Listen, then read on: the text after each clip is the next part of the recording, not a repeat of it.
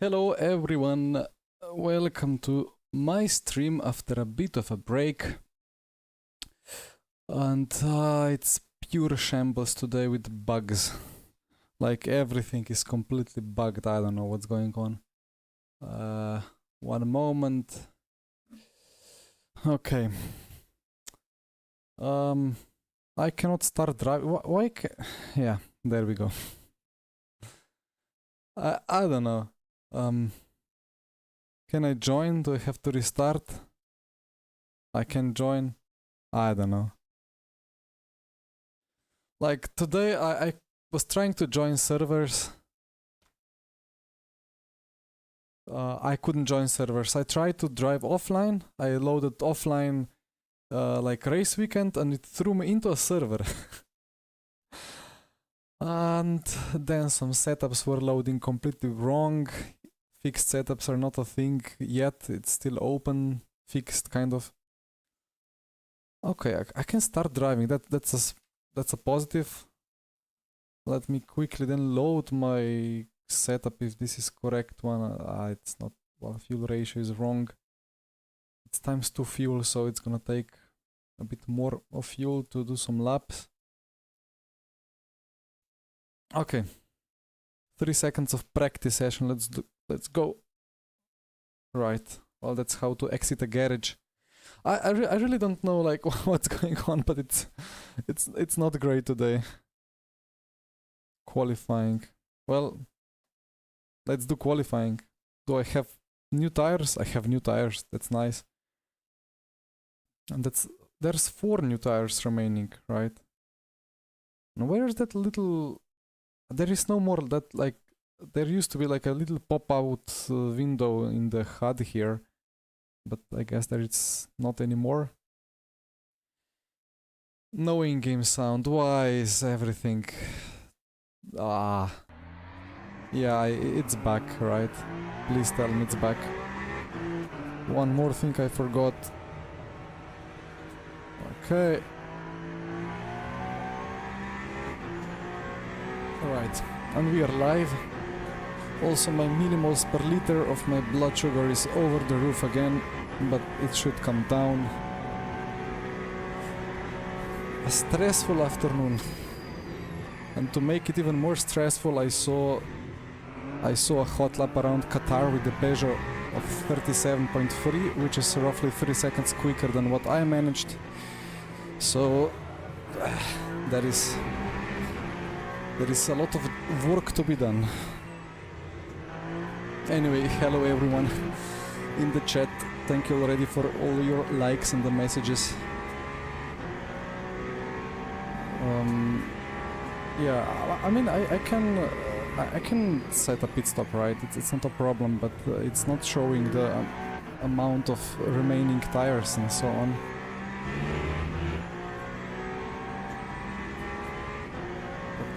I mean, I don't need that anyway. It says here 4 new tires. Maybe that's a new feature that it's slightly streamlined, the MFD.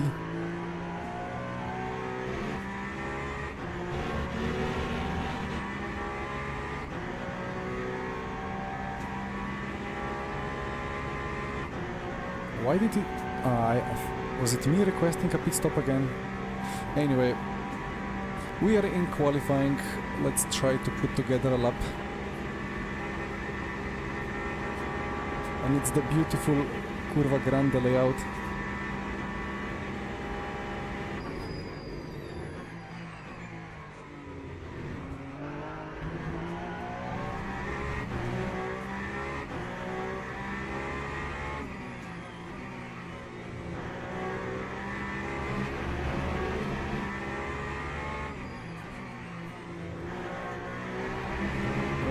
apexes have been hit for now. Well, Pirate, that 3.23 was kind of not a real hot lap. Like, I just loaded the stable setup that I had and I tried to match the real life lap times, and it actually required quite a good lap time, or like quite a good lap, quite a clean lap to match pretty much exactly the pole position. But I did some laps, some further laps yesterday, and yeah, I'm already in 21s, and we have Marcel Cinčić, the good old opponent from RF2 Esports, doing 20.9. So yeah, indeed, 20s are possible somehow. Anyway, provisional P1 for now. Love to see.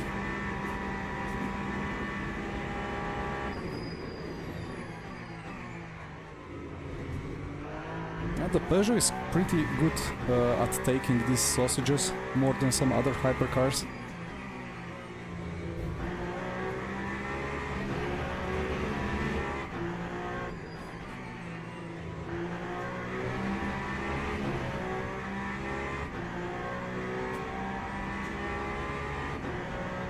Yeah, I mean, I did put the like best possible conditions, you know, saturated track around 35 track temp.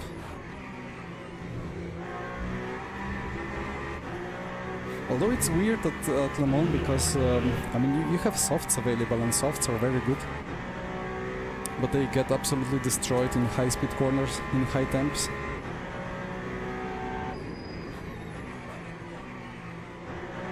That's a missed apex. So like at 35 Celsius, I think it's pretty tight between softs and mediums at Le Mans. But that 20.9 from Cinčić was on mediums.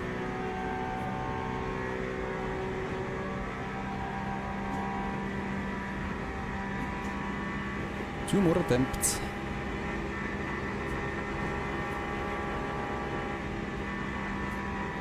But alright, I have some speed here, that's good.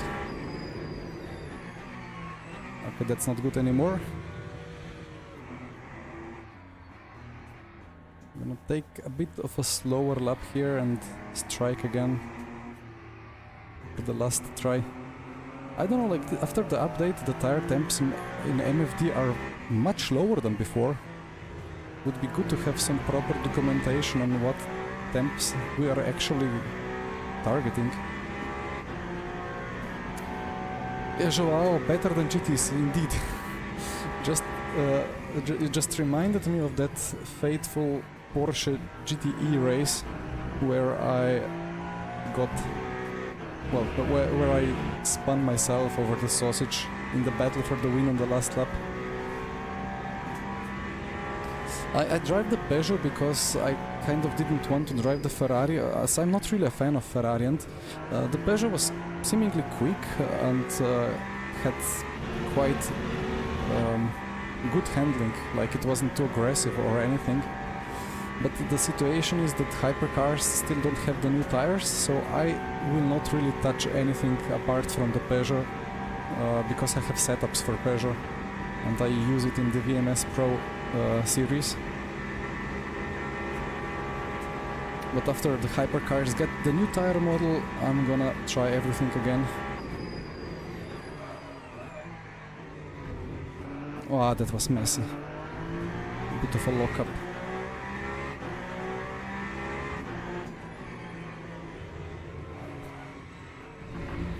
Maybe the setup is a bit too much on the limit.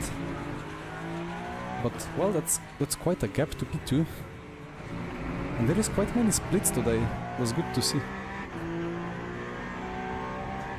Hi Mario, hi Daniele. And yes, Pirate, well, it's like we kind of assumed that V1.0 will come quick and it would be perfect if it includes all the 25 content. And that's indeed what's gonna happen. The AMG GT3 and the Valkyrie and the livery updates, it's gonna be beautiful.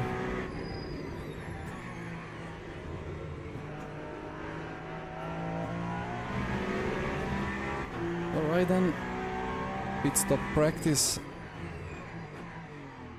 This is fuel times 2, so we will have to stop at least once, if not twice.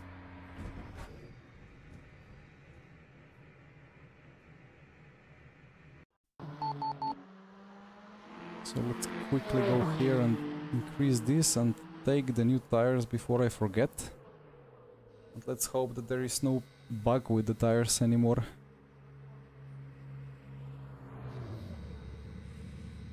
Yeah, Joao, and that numbers are despite all the bugs and all the problems that are still going on currently. It's been 3 hot fixes already, right? And more are about to come or have to come because there is quite some silly bugs. Like it's really unfortunate that the fixed setups are not like they are bugged, so you click start driving, you escape, and then everything opens up. So all the series are kind of opened, and that kind of destroys the fun of fixed setup races. But oh well. Daniela, yeah, we will be going for it. Yeah, I saw Jake Denahan doing the 37.3 there in Quali, which is like an insane lap. So there is quite a bit of a job to be done there.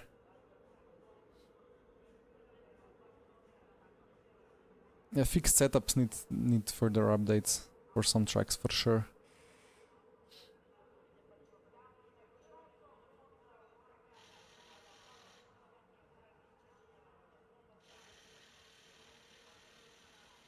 Yeah, about Son Huang, you mean about the real life Le Mans?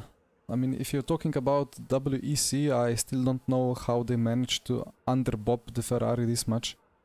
It's just flying everywhere. Yeah, Daniela, we will do the hypercar on Saturday. Well then, start driving. Ah, now the strategy window seemingly opens up only in the race. I'm gonna move this a little bit.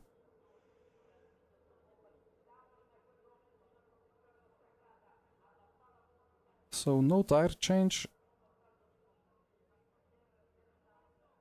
And fuel ratio, yeah, I think it's around 0.89.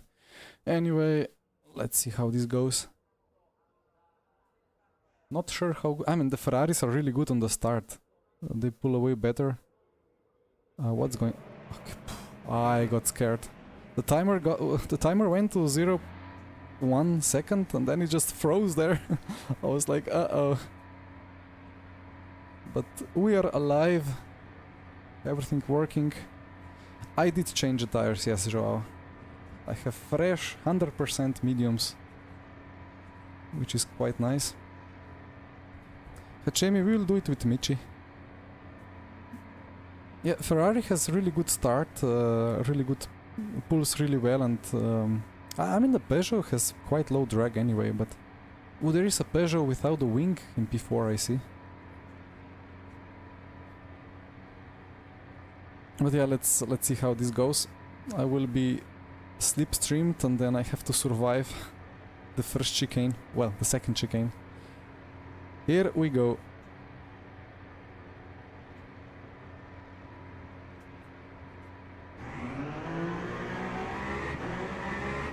Ah, the Ferrari.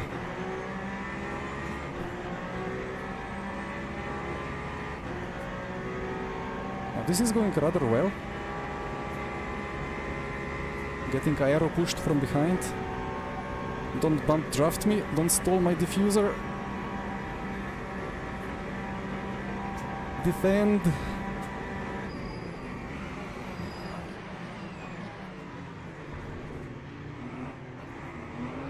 He cut the apex. Anyway, I guess. Wait, why didn't he receive an illegal overtake there? I think he properly cut the apex. I mean, he did a Piastri versus Norris there, so insane move. I didn't think he would stop the car.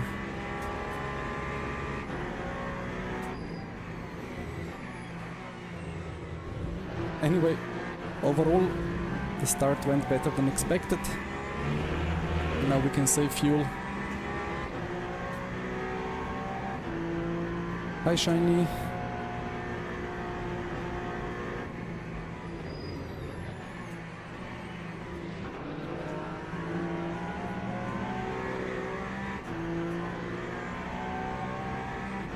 Ah, what? Ah, okay. I thought he got like a drive-through for not giving back the position, but it looks like it did not give him the illegal overtake. Should I save fuel here? It's ×2, you know. I wasn't particularly happy to get my nose pinched into Curva Grande yet.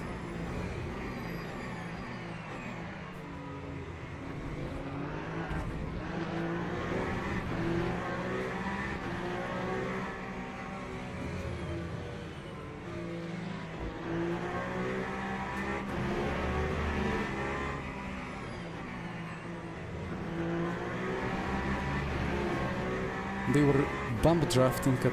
Wait, Le Mans Mustang Challenge was on Mulsanne without chicanes, I imagine? That makes a very much sense to bump draft.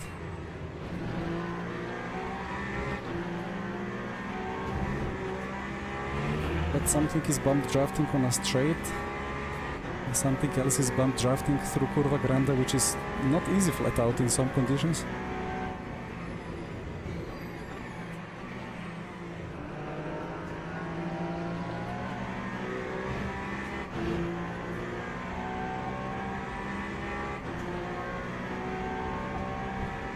I don't know, should I go for it? Maybe.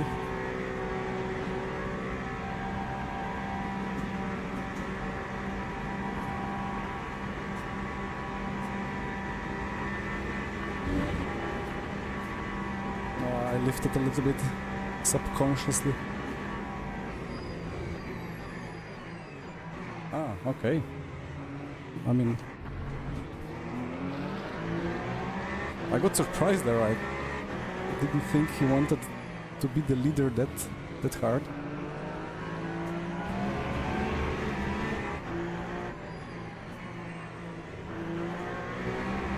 Anyway, we keep saving fuel. Yeah, Jack, I seen it, I spoke about it. It's in my head, very deep in my head, and I am deeply frustrated.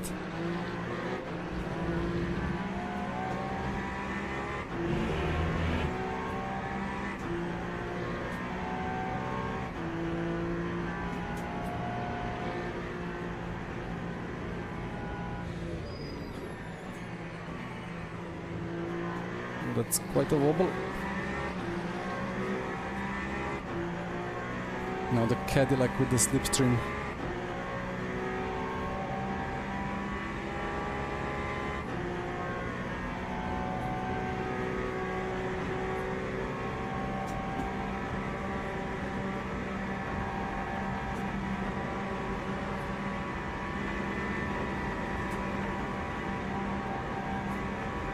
Don't touch me there.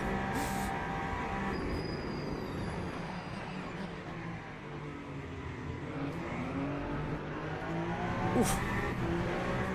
Well, that's quite a feeling, you know. Going too wide with another two hypercars too wide. Flat out through Curva Grande.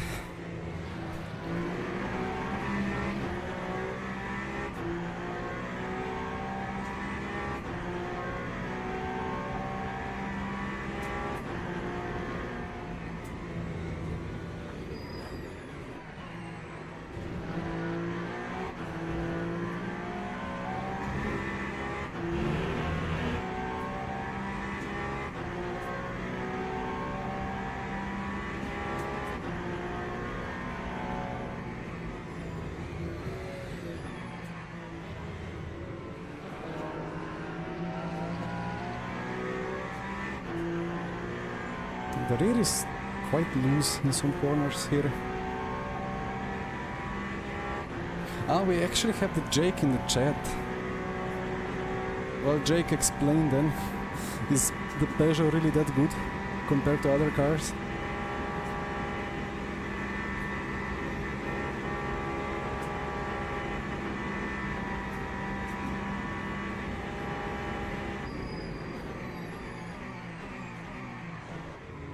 I mean, there is this. Don't die. Oof. There is this bug at the second chicane at Monza. On the apex, the cuts are not how it should be. Sometimes you can just shoot through, gain half a second, and get away with a green cut.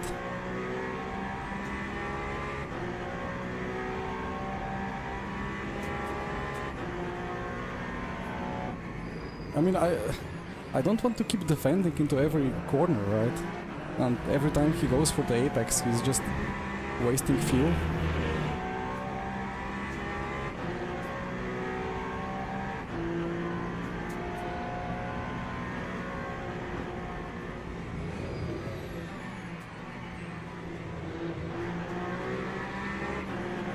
GT freeze, here we go.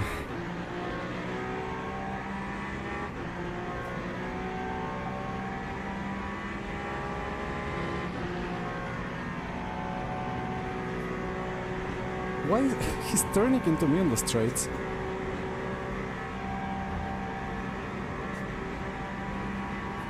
That's not gonna end well.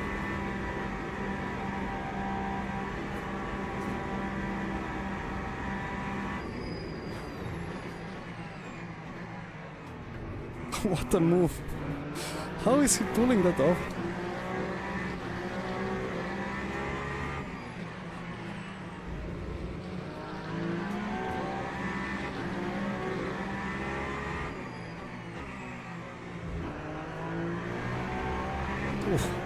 Alright, that's incredible braking from him.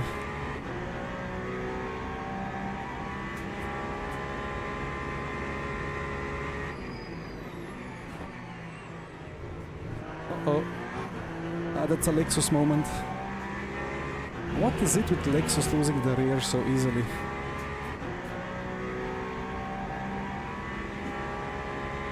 I desperately need a dive, but I'm too far. Yellow flag, uh-oh. Don't rejoin.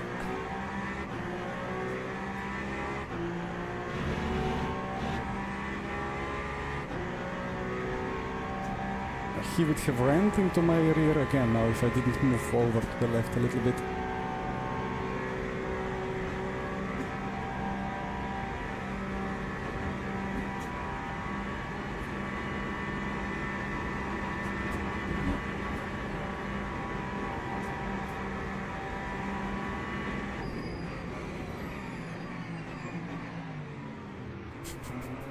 Well, here we go. That's an illegal overtake for sure.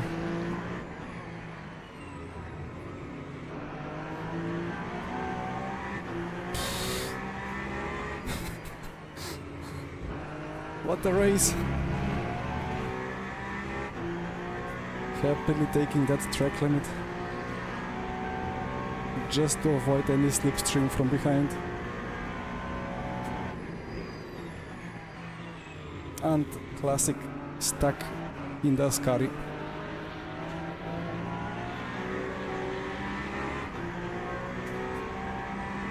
It's gonna be a long race.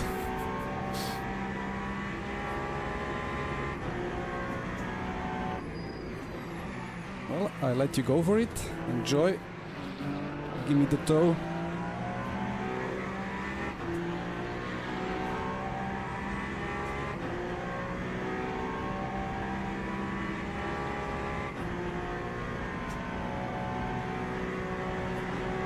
Still using quite little energy, like I only have, like, let's say 1.5 or 2% more.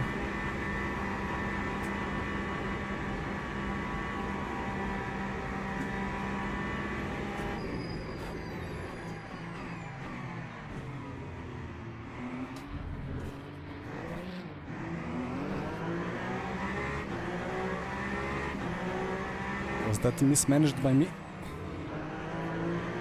Feels like he has 200% brake brake grip or brake aggression or whatever into the chicane. Crazy. Well, he's driving, yeah, you could say dirty, but I think for now it's all been within the street justice.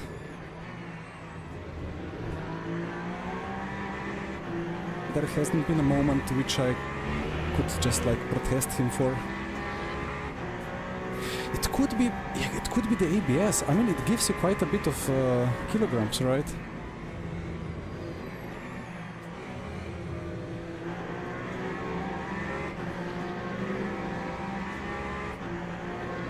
Double toe.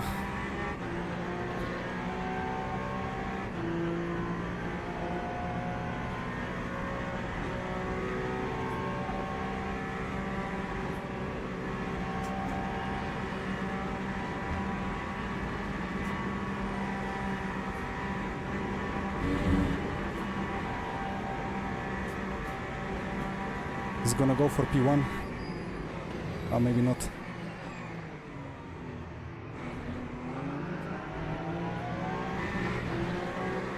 Nice leg.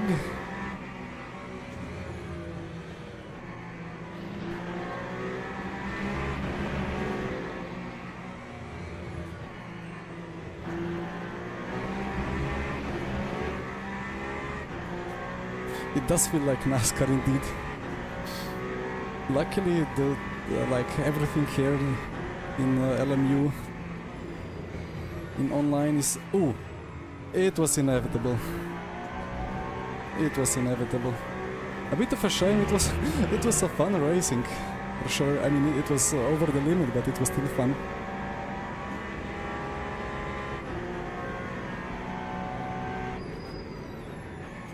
Just wanted to say like that the net code and the collision prediction and everything is so good that you can actually like bump a little bit and it's fine. Le Mans Ultimate, I agree with you. I really like it. This first chicane at Monza is really a silly corner. This is really nice.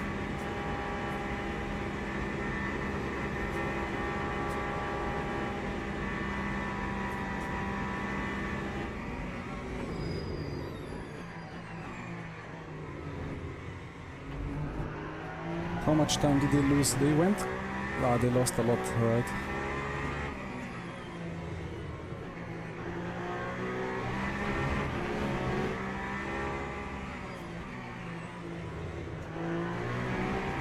Is anybody doing the one-stopper? I don't think so. Would need crazy fuel target. Ah, it is the new livery, yes. Actually, I have a couple of liveries available already, but not yet installed and so on. The Rafa livery should be on the Peugeot on Saturday, let's see.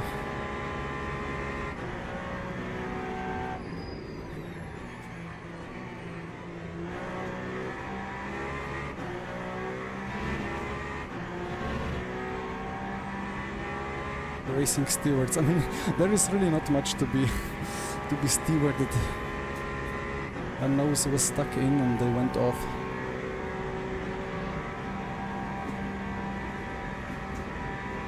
Yeah, yes, I don't know about the Peugeot. Like, suddenly it got very popular and people figured out that it's quite a good car.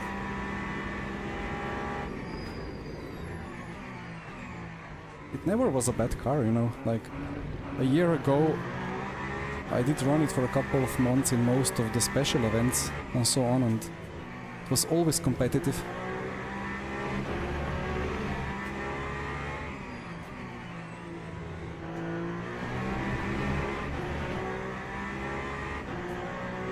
Michi will have to be using the Peugeot, that's true.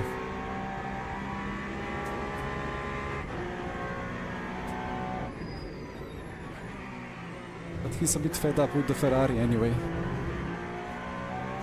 And we are all fed up with these hypercar tires as well, so we are eagerly awaiting for the big update on the tires that will come towards the hypercars as well at some point.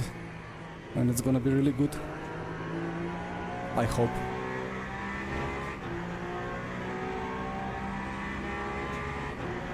Yeah, we are all waiting for the Valkyrie. In hopes that it's BOB'd in a competitive way. Alpine is a fun car, but it's... You know how it feels? It feels like... as if how do I even compare that? Let's say as if I was driving a race car without being like without a bucket seat. You're just getting shaken and thrown around like crazy, but it still kind of sticks. I have a weird experience with the Alpine. It's always good racing, but it's kind of all over the place.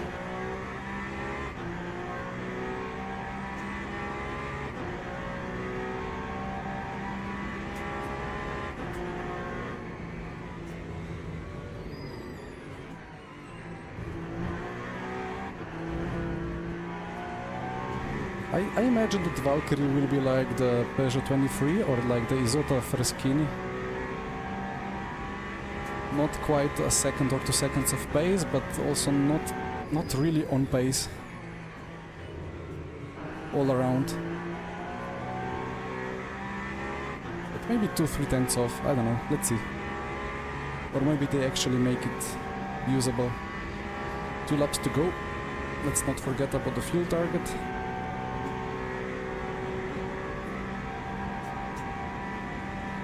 Cutoff for top split in the special event. To be honest, that's the first time I think of this question, so no idea at all. It should be quite popular, right? But then because it's well, number of players divided by 2, if you have 2 players per team, it should be not that difficult.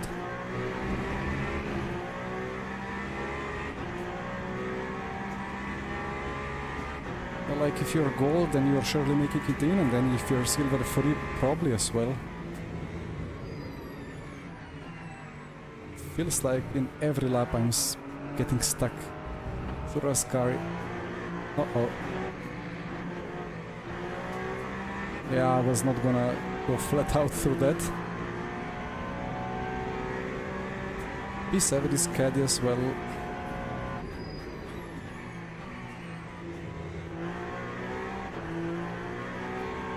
So 1 more lap of fuel.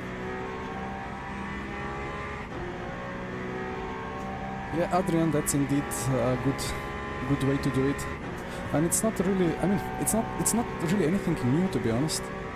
Because I've been doing that in RF2 in, let's say, 2017 for GTEs, on the old tire model. It need, like, some cars needed increased front right height to stay stable.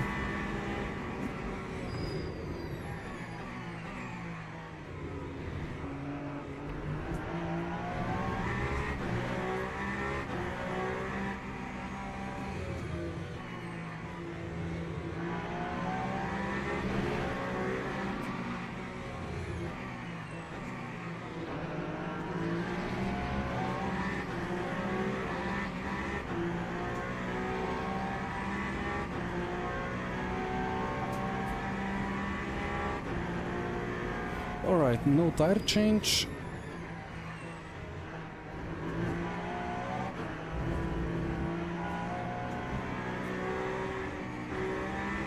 He kind of swerved to the left a bit. I didn't know what he wanted.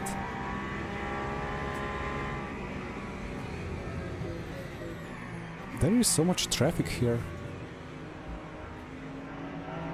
Just... They boxing as well, or what? They are, indeed. What a congestion. Track limits. Track limits? Eh? What? What? Was that for like cutting the green stuff like in the mirror, like the green tarmac, or what?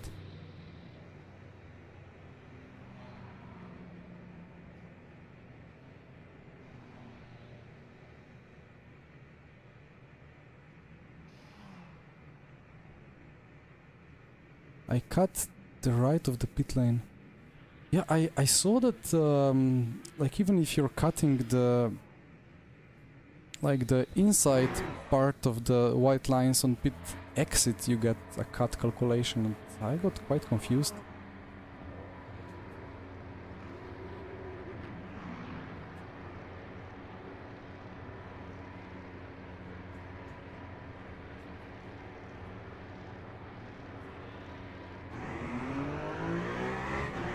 I don't want to try again, like, I mean, I touched like this white line, but on some other track.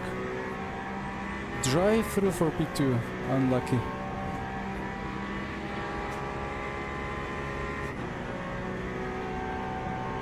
I wonder if he got hit into the rear and sped because of that. Or maybe just tried to go around a GT3 and misjudged it.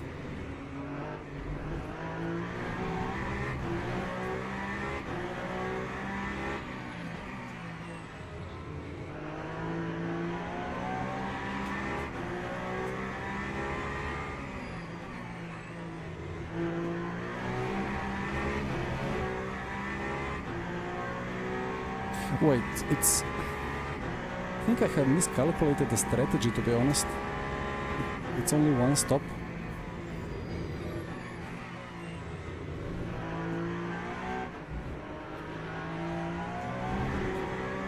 I thought it's gonna be 32 or 33 laps, I don't know. Maybe my calculator is broken. Anyway, we are overfilled a bit, but still in P1, so all good.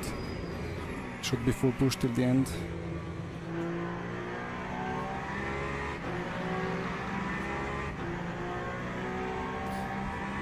Hi Simbego, and Damian, about monitor, yeah, at some point I need to make these exclamation mark things to work, but maybe at 5k subs.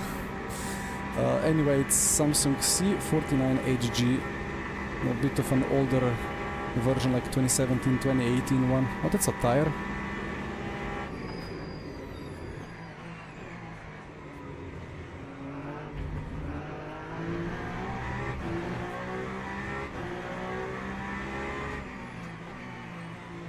Yeah, Daniela, indeed, but I don't know.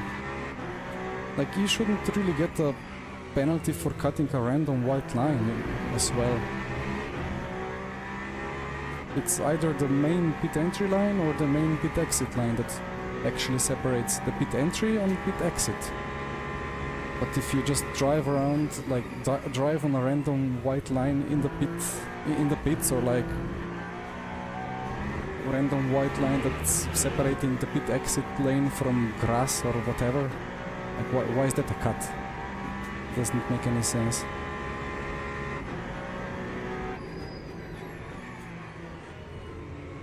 I don't know, maybe the real life stewards penalize for things like this as well. I never paid attention, to be honest.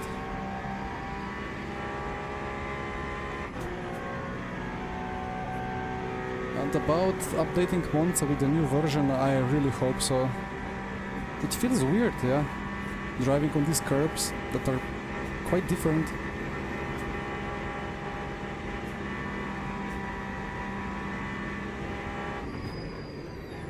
Although having driven for more than a decade on curbs like this in sim racing, I'm used to it so much that I don't really feel a problem, but yeah, it is a problem.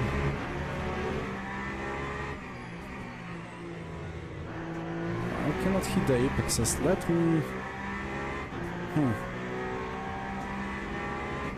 Maybe brake bias a bit to the rear. Maybe front air B -1.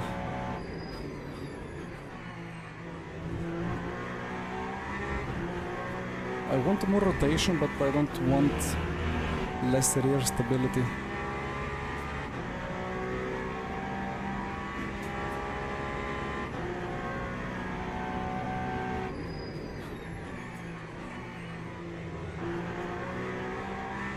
It's just pushing wide.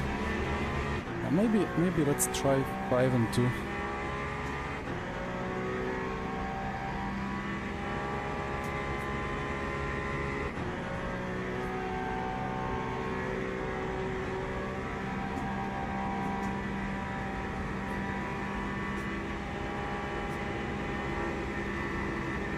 It's so uncomfortable going around a GT3.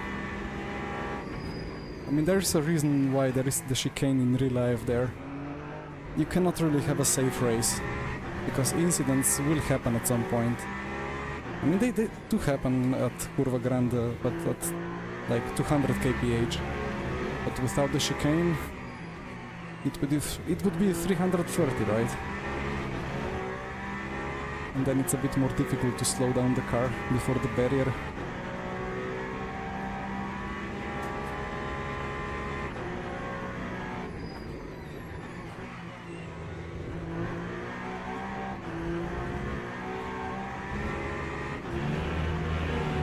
But that's really the beauty of sim racing. To simulate the real life, but to make it more spicy. To do what real life cannot do, while still staying relevant.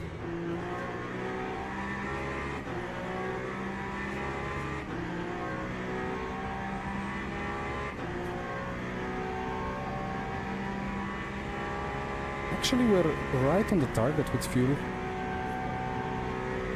9 to go, and I have 9.4 energy. Fixed setups are not fixed yet. We are still opened.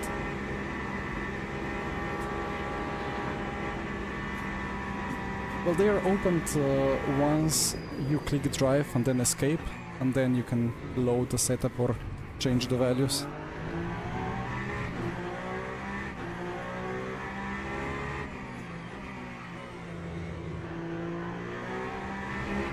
Anyway, I guess we are kind of safe here. Oh, it's a Peugeot dominance here. Crazy. It didn't look like it's gonna be. But then the Ferraris took themselves out and the Caddy got a drive-through.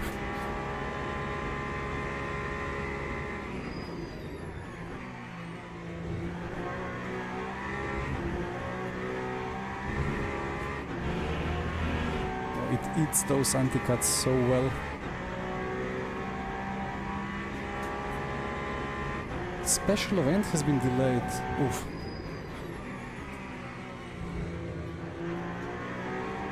Well, thank you for the information. It's kind of logical that happens.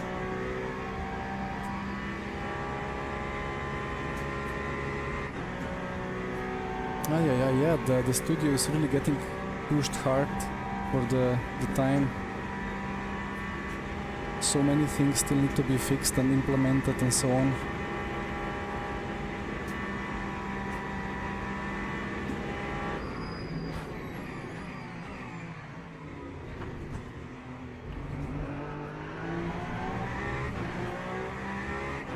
But it's funny because the sim is already very popular even without the driver swap functionality turned on.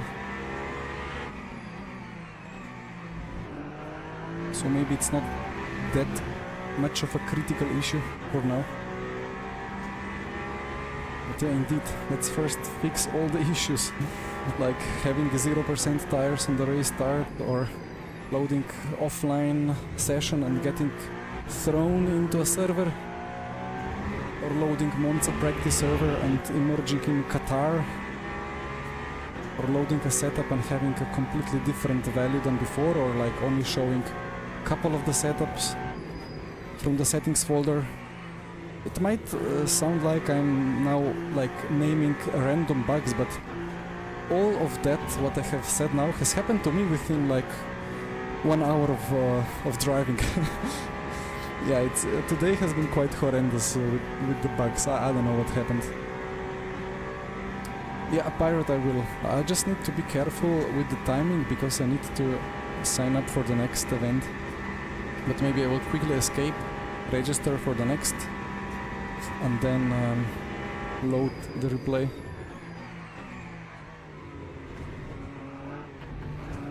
So the LMP2s have the new tires on them as well. I've not tried it yet before. I did my first laps today. There is this bronze LMP2 fixed, that's not really fixed, at Sebring. I really want to have a go, so it's in 15 minutes.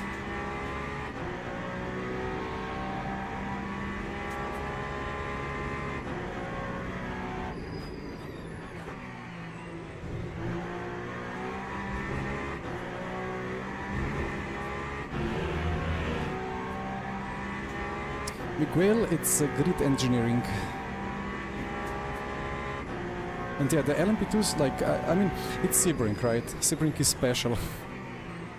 I mean, it will make every car feel alive, but it will make every car feel absolutely horrendous over the bumps in the last and the first turns, if the setup is not fully dialed in. And I've just done like 5 laps before, did a couple of clicks on the setup to eliminate a little bit of understeer. But it's quite nice indeed. It was such a weird car before, the LMP2. It was fun, but it was a bit broken. But now it feels very solid.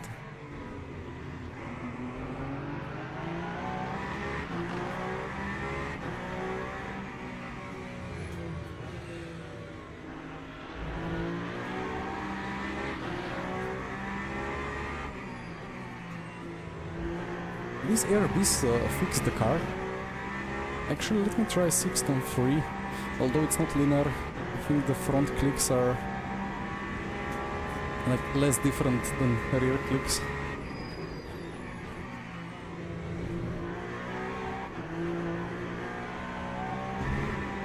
Yeah, the rear is a bit too alive now. Well, maybe it was a placebo, but let me just put it back to 5 and 2.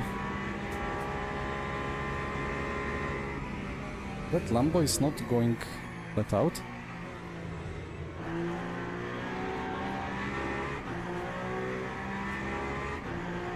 Maybe a bit of lift and coasting going on.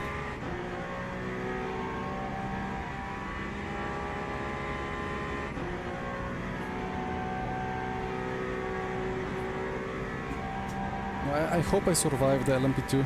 I hope I make it to the server. I was trying hard for half an hour to make it into a practice session, and I couldn't make it in until I loaded offline, and then it threw me into the server. But well, hopefully it all works with the actual race servers.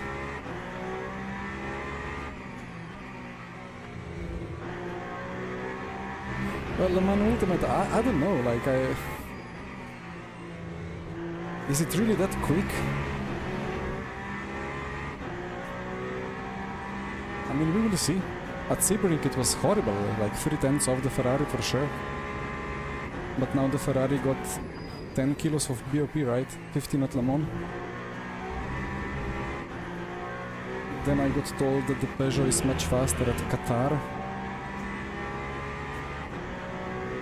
Who knows? Let's see.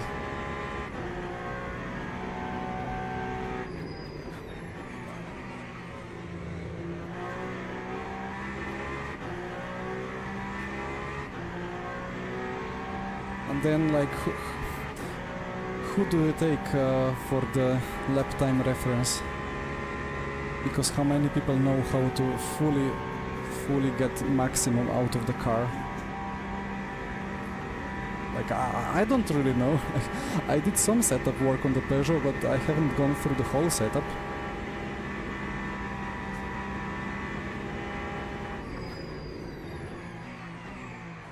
We have Marcel Cinczyk at Le Mans doing 20.9 with Peugeot, 21.0 with Ferrari, so very comparable lap times at Le Mans.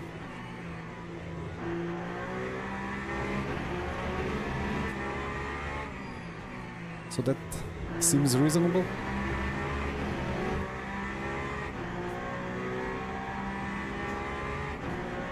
I mean, we all make Bob assumption from one race, right?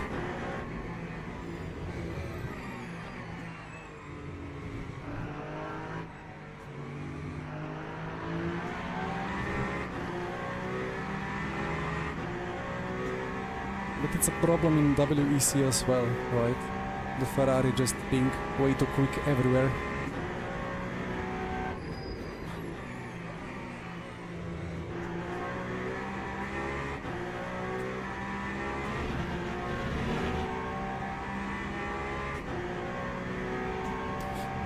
Yes, that makes sense, yes. Indeed, I think on the newer tires, on GT3s, that's especially important. Because before, like in RF2, we often just put all the dampers on one, and it was fine. And you could fine-tune them cars would feel better, but they would be slower.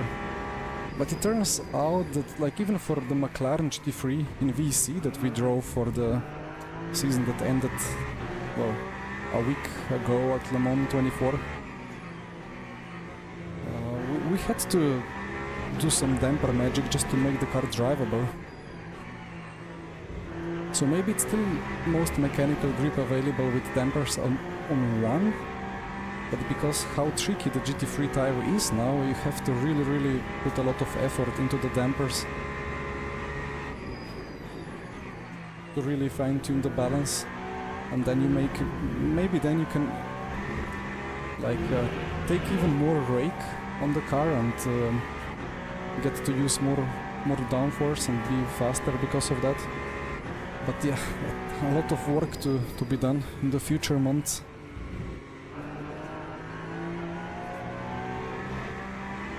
But I'm a bit lazy because I still don't know like how many updates are coming and how many are not and so on. Just always have to be kind of there with the knowledge, but anytime you spend 3 weeks fully researching a setup, you're just risking wasting time. Yeah, where do you want me to go now? Right side? I don't know.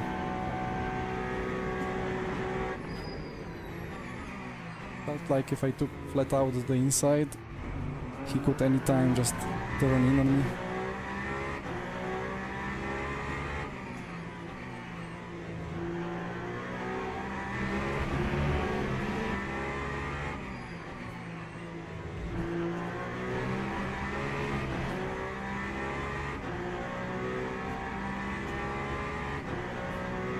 But yeah, I mean, the GT3s are now closer to the finished product as they ever were, so it kind of makes sense to already invest a bit of time to figure out what works, what doesn't. But then at the same time, the devs had to work pretty hard to learn the changes themselves, so I think the default setups are often quite good actually, but like quite good, but where are you? Like, I don't know.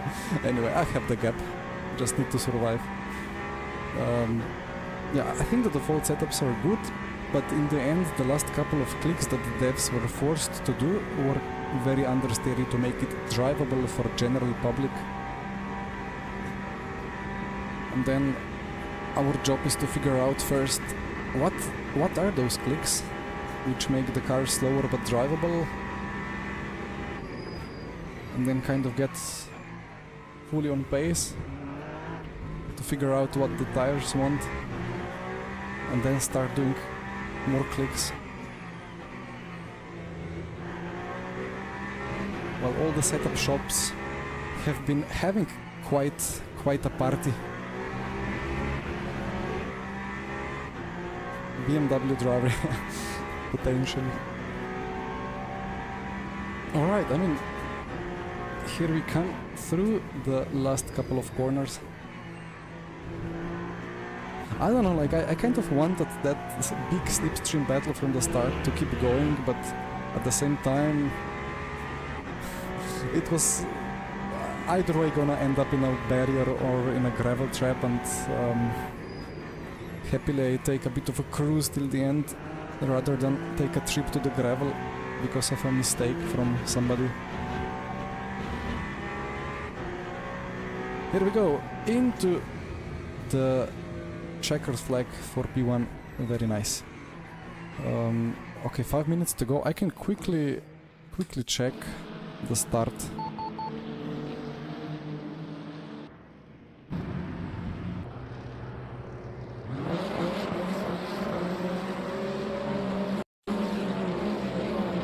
The initial drive off, I mean, I had a bit of a rear squiggle, or how would you call it, but I don't think I had too much wheel spin. Then I got a double side draft, I think. I don't know how much of an aero effect you have at this stage at 250.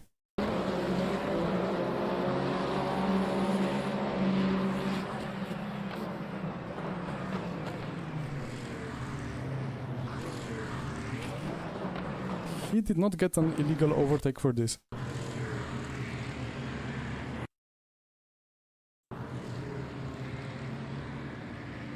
I mean, it's a new corner, right? I don't know how game calculates it.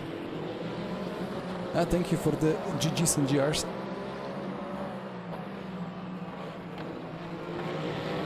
Just gonna quickly check what happened later. I mean, it's been quite a battle. Okay, let's see here. Oof.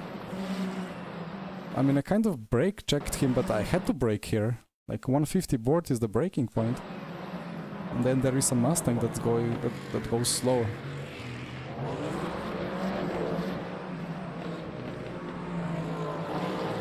Oof, yeah, that was that was close behind.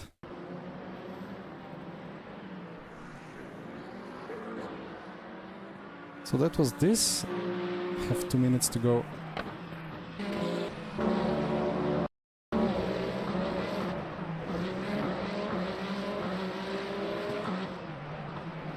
One more lap.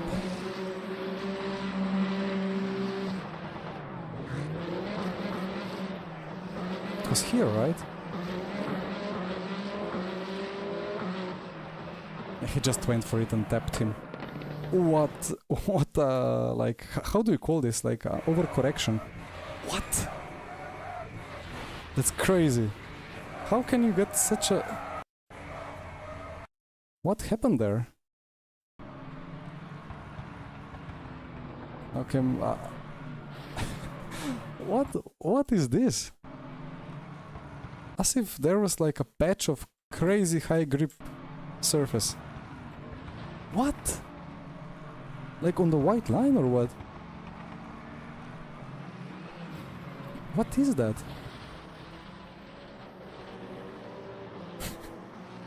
Okay, I need to quickly register. Yeah, I mean, it does happen in real life as well, that the tire suddenly regains grip, but that felt quite crazy.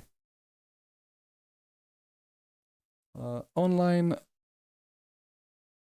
daily prototype fixed. Register. There we go. And I cannot join practice. I mean, makes sense, just 1 minute to go, right? That's gonna be, what, 12, 13 splits? That's pretty good for LMP2.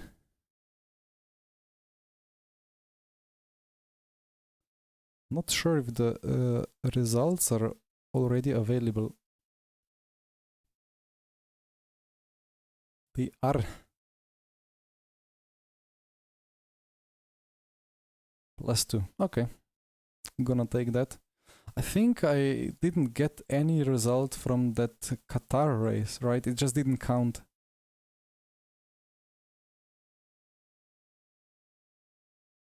Yeah, I did Qatar and then this Ferrari like GT3 fixed championship, and the Qatar race just didn't count.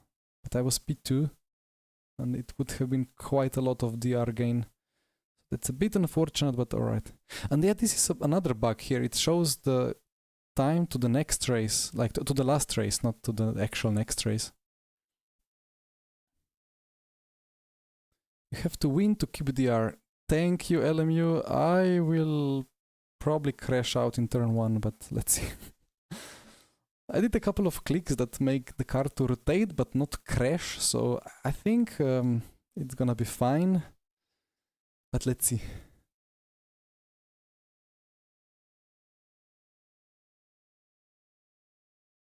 Yeah, look, that makes a lot of sense, right? Just turning down all the small things that are really just random things that you just have to survive in real life, but in a sim, I mean, the most pure and most fun and predictable experience is if you have just a correct correct physics with slip angles and grip levels, and even if you don't have any thermal model.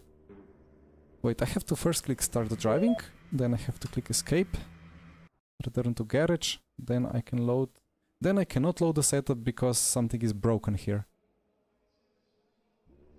It's only showing a very old setup. So I will try to remember what I did here. I think I did this. I think I did something around here. I put this here like this. Did I put a bit less wing as well? And I think the RBs were like that. Maybe a bit higher front. And brake bias did go a bit to the rear. I think I did something like this. Let me save it. Let me assign it. Let me test out the setup. Or maybe not.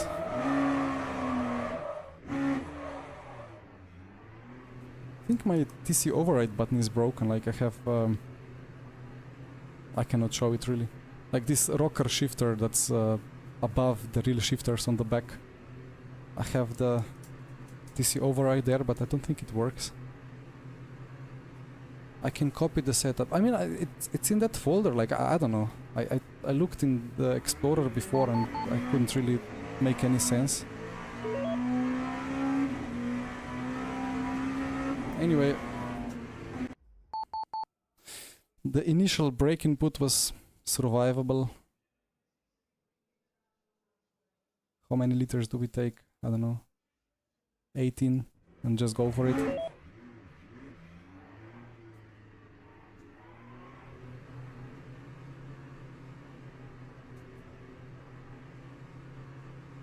Ah, hi Francisca, or hi CA. Yeah, Miguel, indeed. But this combination has always been a lot of fun. LMP2 at Sebring.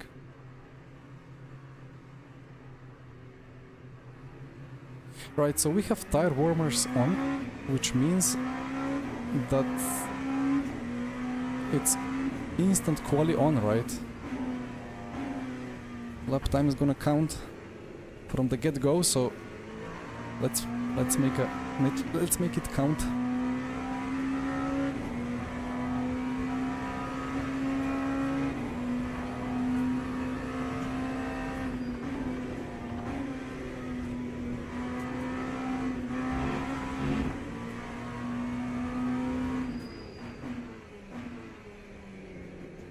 Yeah, the default setup is like tremendously understeery. It's crazy. But make a couple of wrong clicks and you're instantly losing the rear.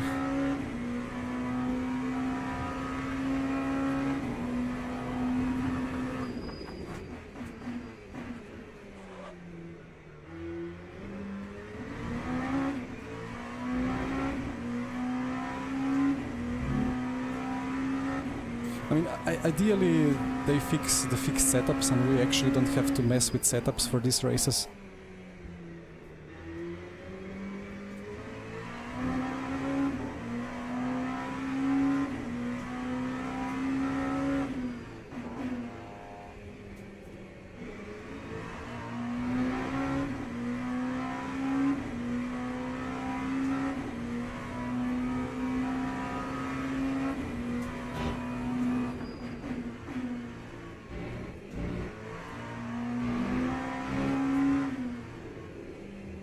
Oh, that's quite some rotation.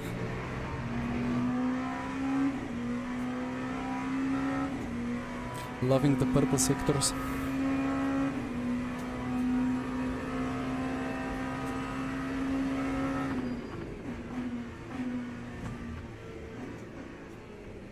Okay, that was too early on the brakes. But that's a lap time and that's important to have. Now 2 more attempts.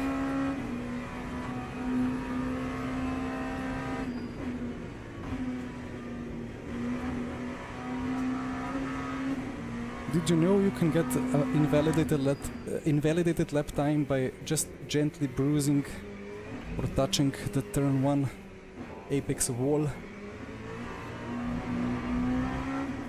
You can do it like just the minimum, like the smallest of touches that doesn't really make the car suffer from it, but you will get a yellow cut warning for touching the walls.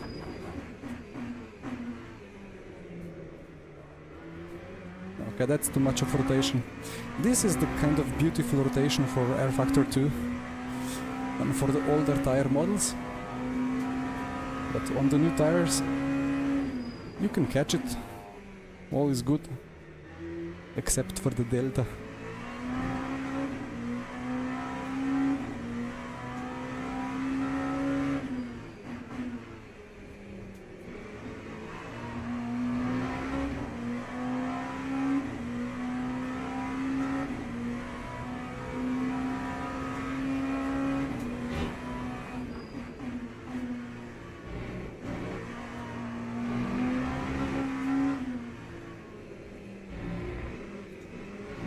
A bit of exit understeer still. Hi, some mister. I think it's like, how did they call it? I think I called something like that this tire model update finally moves Le Mans Ultimate from R factor 2.5 to R factor 2.9, while all the previous tire updates were just side steps in the search of the perfect formula.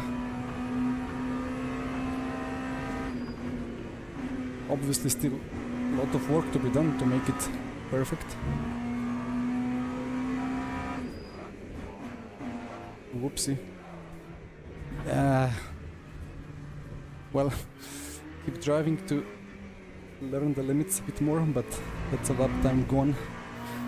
But I mean the biggest problem ever was this excessive slip angles, which meant that you had to sacrifice front grip in order to rotate by the rear, and then that took away your front FFB because you just had less grip and less force coming through the front as you were rotating through the rear.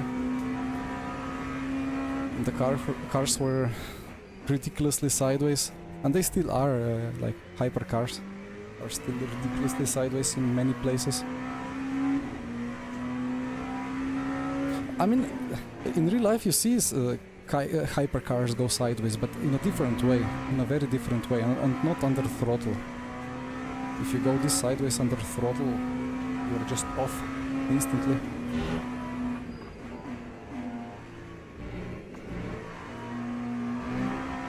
Now there is quite some ground clearance. I can take this curb, that's good.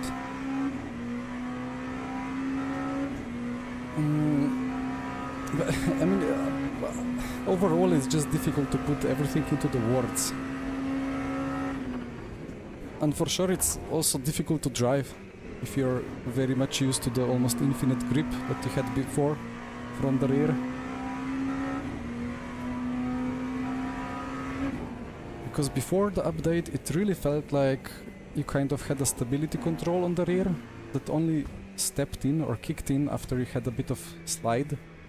So you always happened to go into a bit of a slide, and then suddenly it was very controlled.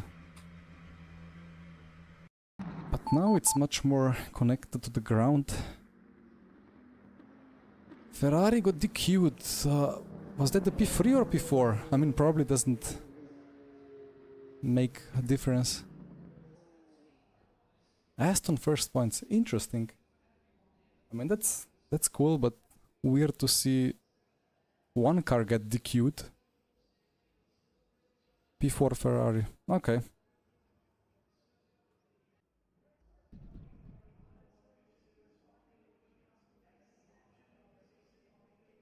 Would be 11 laps. I mean, I have quite a big margin. It's 14 splits. I don't know. I didn't feel like my lap was particularly good or anything, but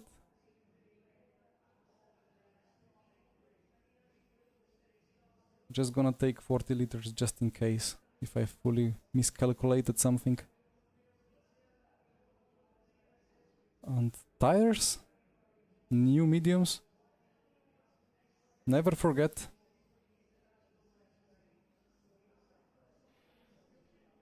And start driving. No 0% bug yet.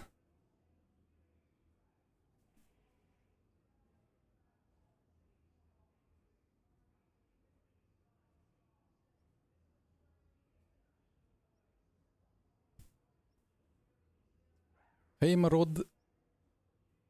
Ah, that's actually Marauder.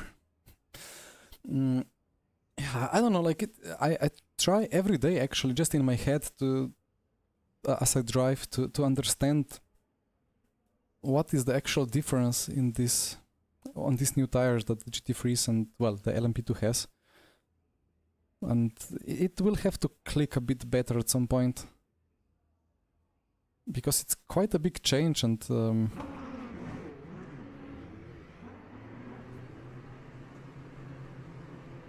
you really have to be stable on the track. Before you had to make the rear kind of soft, but still, I don't know, like you have to make it soft, but aerodynamically you had to put the aero balance a lot to the front, so it was always soft rear with big rake. But now I don't know, maybe it's still soft rear, but with more balanced aero balance.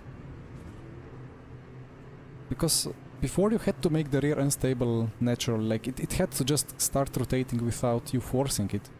But now you have to keep it stable to some extent. I just don't know to what extent. And anyway, it's just early days of this. Right, here we go.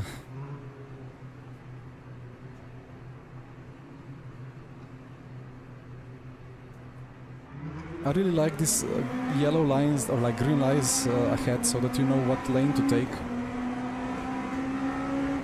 even though they look horrendous. Understeer, but that's fine. And brakes are cold.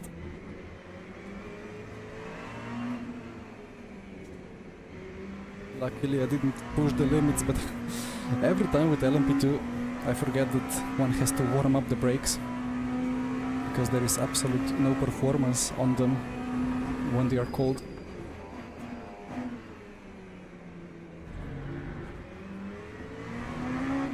I mean, what should I do here? Probably the challenge is to pull like, I don't know, 20-second gap.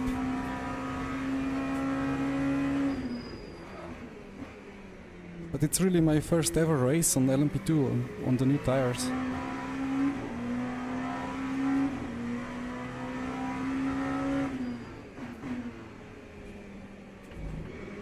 And for now it really feels like that if you're stable and if you just hit your braking points and apexes, you are going to be quick.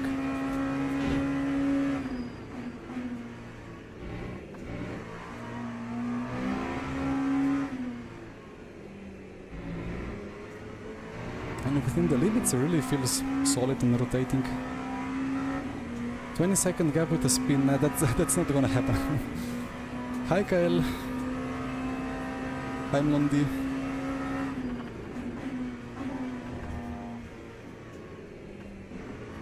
I mean, the purple sector 2 has been stolen from me.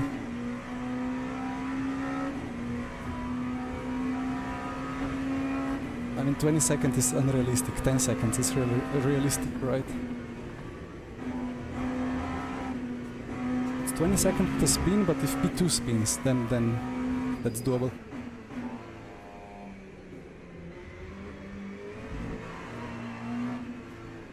I mean, it's a bit scary to try to push the car when you're first time ever trying it, on the new tires at least. And it's Sebring, so every bump can kill you.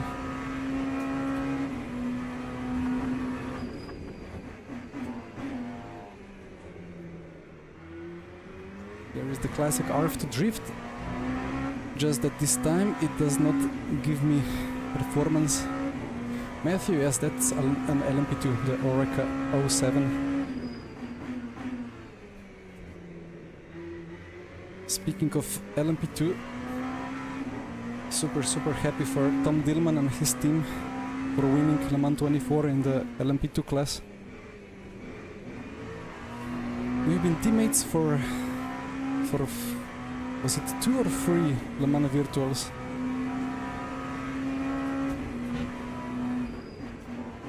I think for 2. He couldn't make the third one.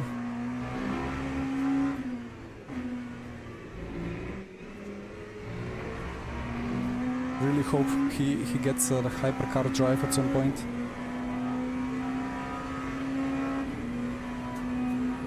console need LMU. Yeah, I mean, Stephen Hood said that they are looking for deals, right? Was it in a Traction GG interview, I think, that they asked him about it, and he said that there are options and they're evaluating them. So I think it's indeed coming at some point.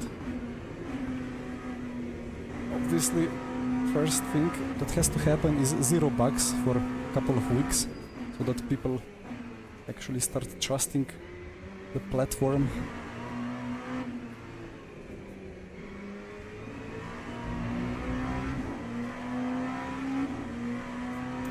Pirate King, I was thinking of it today. I will make a plan at some point. But you know what? Like I will host a 2k subs party, like I did for 1k subs. That's gonna be end of this month, probably on the Friday of 27th. More details in my Discord. And after that, I will probably make a plan for a Sebring tour and record it.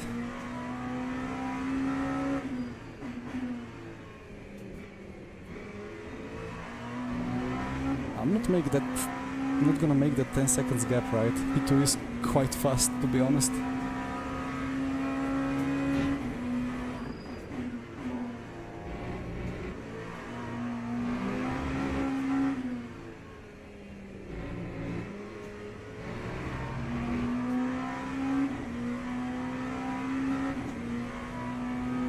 I mean, yeah, he drove hyper... okay. I mean, Alex, yeah, the Van Val is a special class within hypercars. Oh, the rear going a bit wrongly around that bend. But I hope for Dillman to get a drive in like actual on-pace hypercar.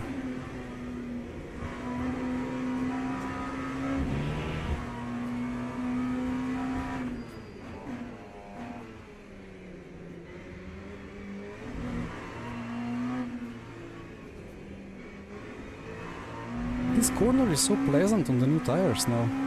Like some corners like Spa turn 1 or even like Sebring like turn 4 or whatever this long understeer exit is out of the first sector have been always a bit frustrating. Like the front just died and you couldn't really do anything with it. But now it kind of keeps performing. And it's funny because the GT Freeze at Spa at turn 1, like when you hit the curb at the apex, it just kind of made them understeer at some point. It was really weird. But now it's suddenly gone on the new tires. It just takes the corner like a normal car.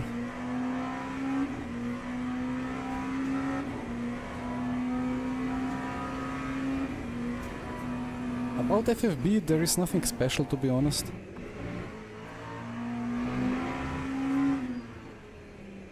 No filters or anything, or just 2% damping and friction.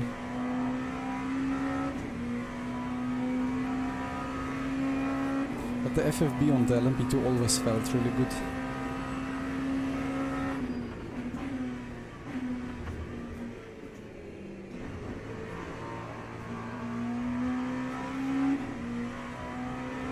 I'm scared to keep pushing.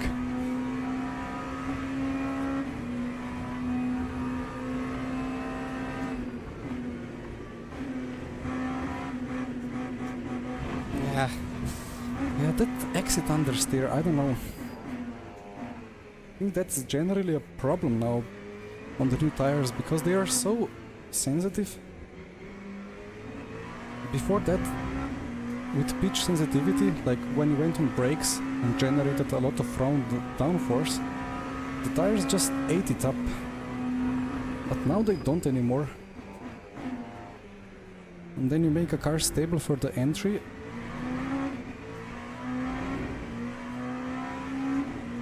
And then the exit is questionable. I don't know.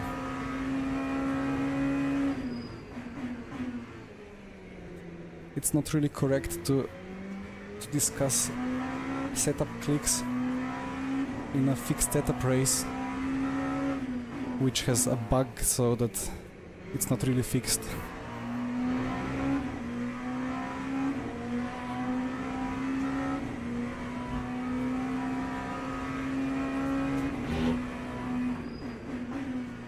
Fuji turn free, oh, I can imagine.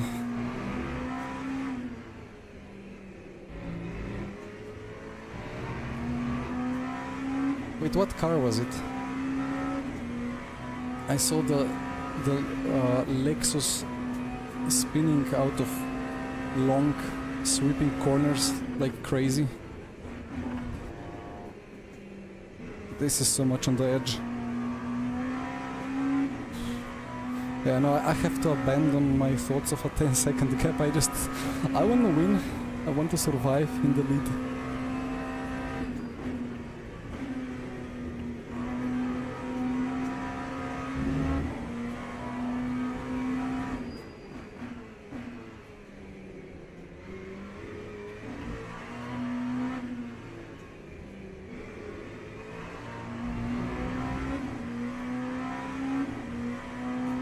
The 911. It's a really nice car though. Now after the update.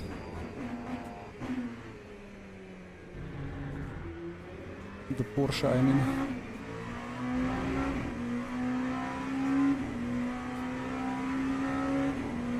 But yeah, I mean there is, what, 8 GT3s? And there is 10, 11, 12 tracks, like it's 100 combinations. And then there is probably 2 people doing the default setups, along with developing everything else. Like it's quite unrealistic to just make optimized setups for every car, for every track. But oh well. More profit for the setup shops.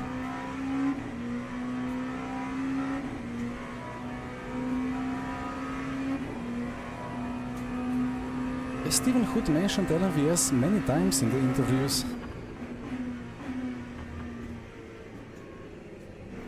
But the problem for me as an esports driver is that if it's not announced, then it doesn't really help.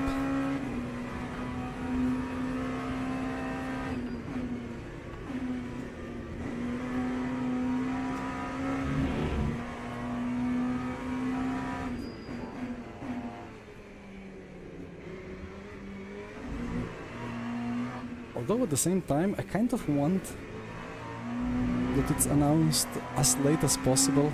You know, if it's announced that suddenly in the online system there will be an online championship called Le Mans Virtual Series, besides the multi-class masters and LMGT3 fixed and so on, just that it's gonna be broadcasted and there's gonna be a bit of prize pool and so on. And it's gonna be in 2 weeks of time, or 3 weeks. Well, then suddenly big teams like Redline and Coanda and so on don't really have much time to get up to speed.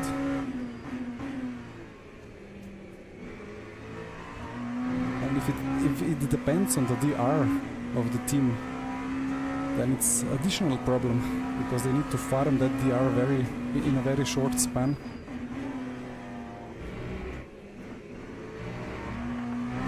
Actually, that would go well with the Stephen Hood description of what they want from LMVS. That not that it's like a closed event for just top esports drivers and so on, but that it's a proper community event for the 99% of people.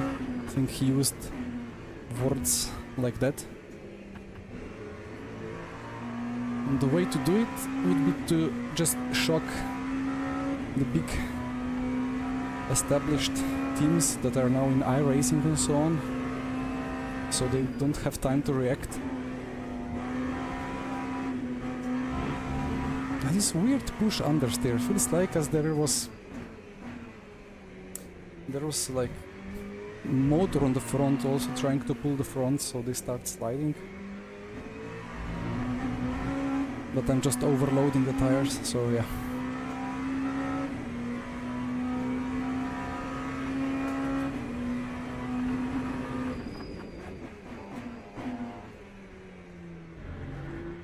But yeah, I mean, I've been trying to farm a bit of I rating, but I hit kind of a mental blockade at some point. The new tire model kind of unblocked it to some extent, but at the moment LMU is just having so much going on that along with a couple of summer holidays there is no real time to invest a lot of time in iRacing. I don't know.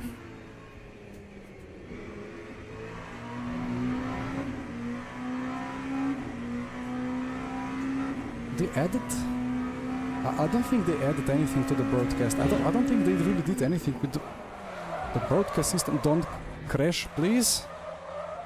Okay, a spin is here. Now the 20-second gap. No unsafe release. Okay.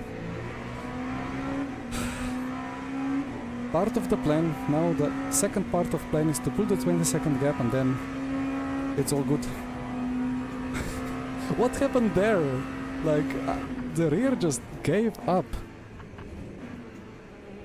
I mean, I felt that it's gonna happen, but it was too late to respond. Oof, okay.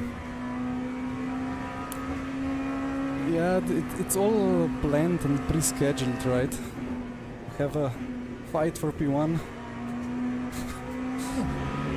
I mean, if it was, I would have spun at low speed. Not in a place where I was very close to crashing into the wall with the rear. That was scary. That happened in the 5 laps of practice that I had. And I was wondering what's going on.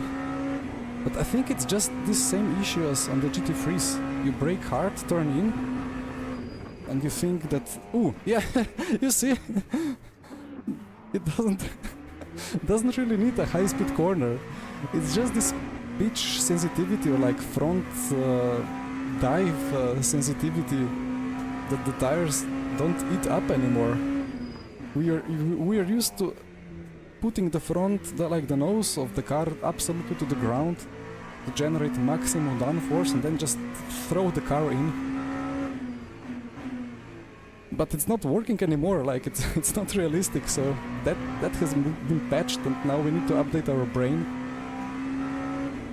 Oof.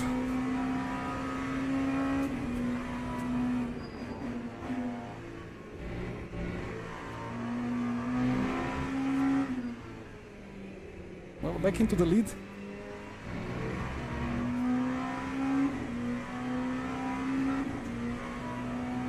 High grade... what do you mean?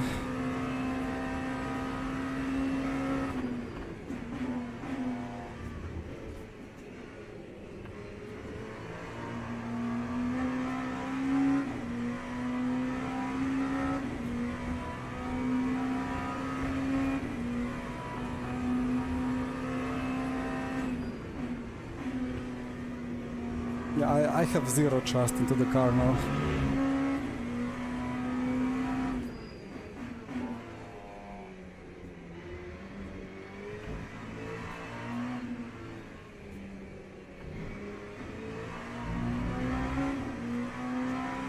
Will the brake bias help? Probably not really.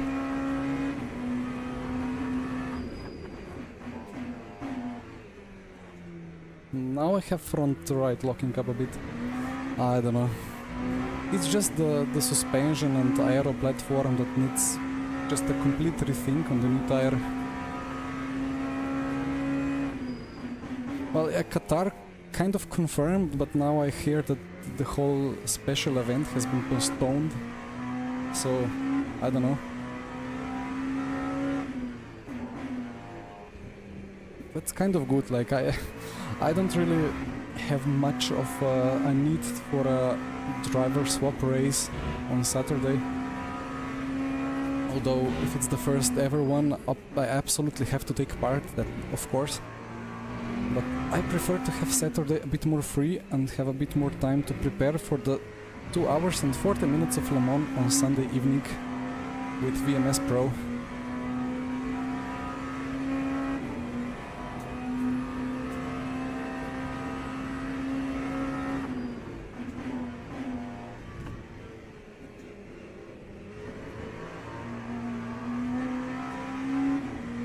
But Champs Race has the 0% tire wear issue still. I mean, the plan was to do it, but does it always happen or what?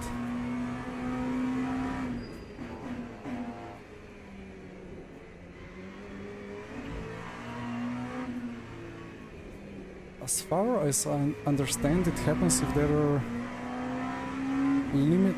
Okay, I see. It happens if it's. I remember reading it. It happens if there is unlimited sets of tires, and LMGT3 fixed has unlimited sets because there was a bug with limited sets 6 weeks ago. But now the problem is with unlimited sets. Dan said do it at your own risk.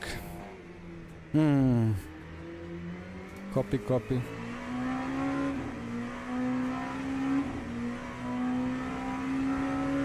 Well, I will have 20 minutes to decide, and then let's see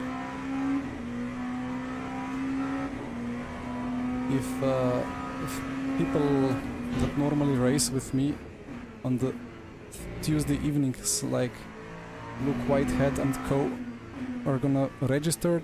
I'm gonna register as well. See what happens. Patch is coming out Thursday for all. I see.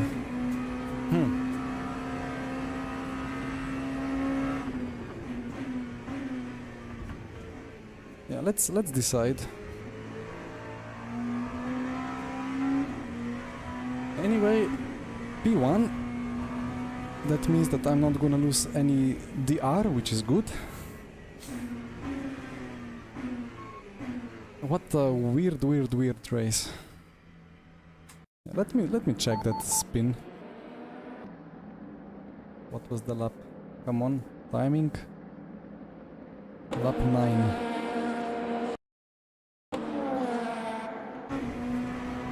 Why is it always throwing me in the end of that lap? So if I want lap 9, I have to go to lap 8.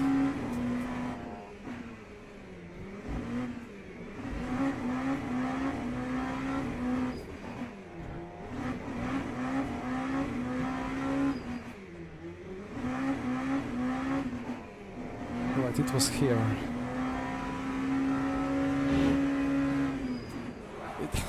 It just dies.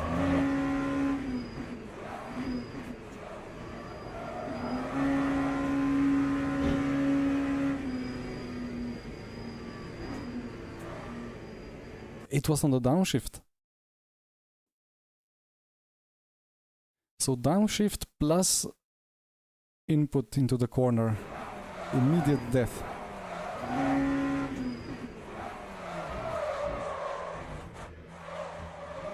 I mean, makes sense, right?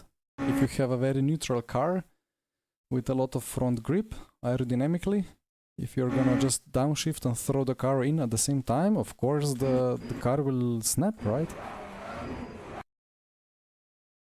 All the praise to the new tire model. But rip my muscle memory.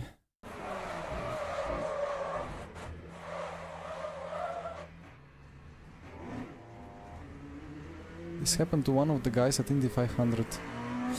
Yeah, I mean, yeah, the downshift is like, it's quite an aggressive thing, right? Like a lot of torque goes through the system.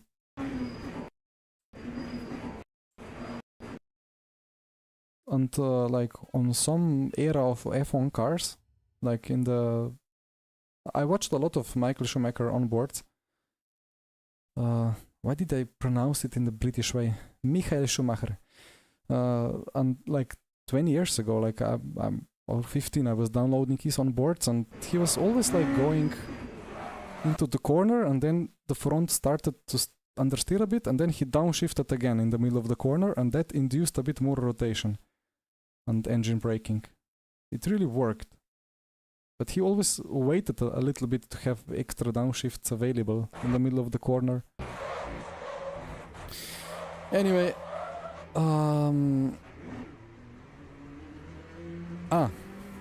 that was not it yet. Here was like watching the gap to P2, and it was like, if I turn straight onto the track, there is great chance of me just T-boning him. Luckily I waited. And then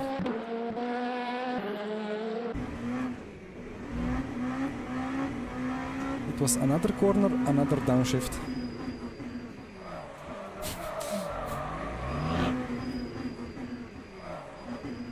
That wasn't even on a downshift. Actually it was. Now that UI is a bit broken there, or like the HUD.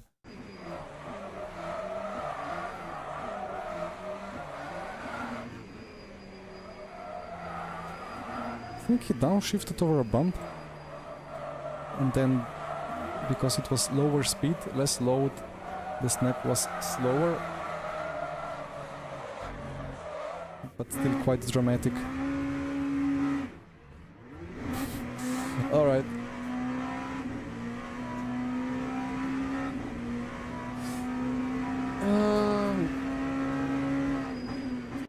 Well, let's decide then what we want to do here.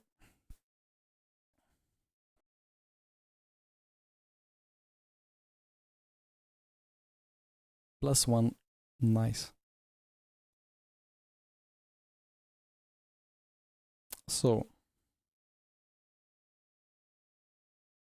we have big signups, right? I don't really want to just sign out of this. Happy to accept some risk. Is there a leaderboard? That's not really representative, to be honest. That's very slow, but as you will see, why are the people on wets? Is this a wet race? It's sunny. Or maybe it starts with a wet preset. Let's see. Some sessions earlier were wet. Because, yeah, maybe they had to take wets because they didn't have a slick tire. You can only change to wets. It doesn't start to rain because it's just sunny. But like why? Unable to join the server. Beautiful. Can I join this one? No. This one? Oh, this one I can. Very good. Like Imola didn't have any rain, but it was wet because the quali started with wet preset. Swain said he saw a wet forecast earlier, but not anymore. Okay.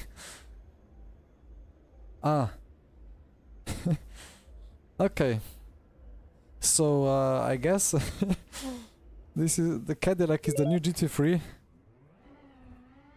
Why am I in a Cadillac? Somebody explain to me.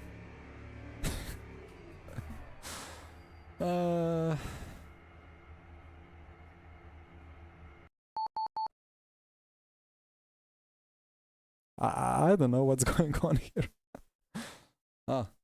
Hello.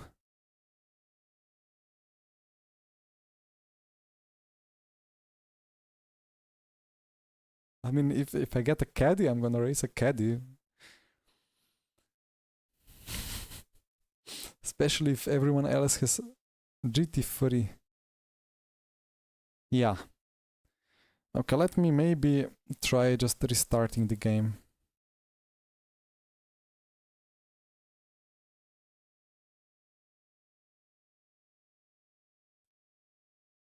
You know what I see now? The good old send error. I'm not even gonna write. It just crashed. Right, relaunch.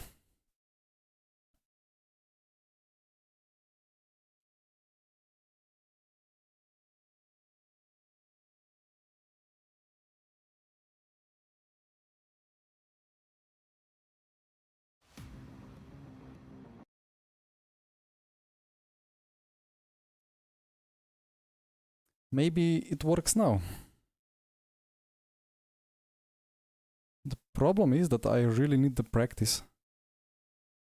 I did 5 laps before. Wait, I loaded the wrong... where are you?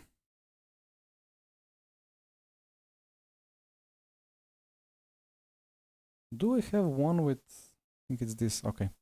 With just the track temp.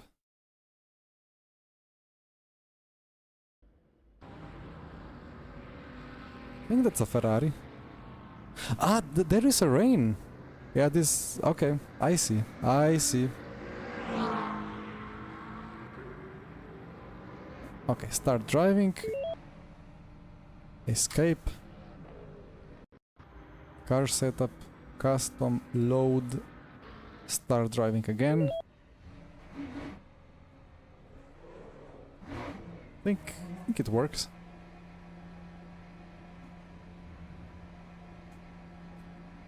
Well,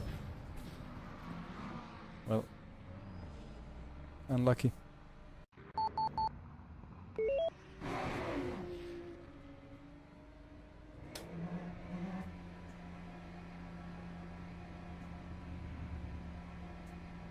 It's the endurance pit lane as well.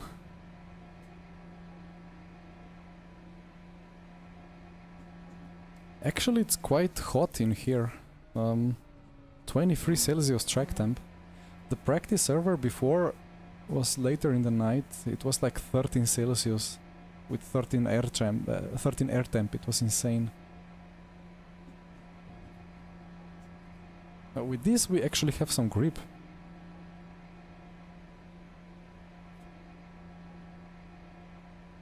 Yeah, Miguel, I suppose. I mean, I did that once in LMVS at Sebring qualifying session, and Mr. Eduardo Freitas shouted at me, drive-through penalty for my car because unsafe release. Probably the first and last ever unsafe release in the whole sim racing history, out of garage into the fast lane in an esports event. In race Q medium grip, copy. It was low grip actually in practice session before.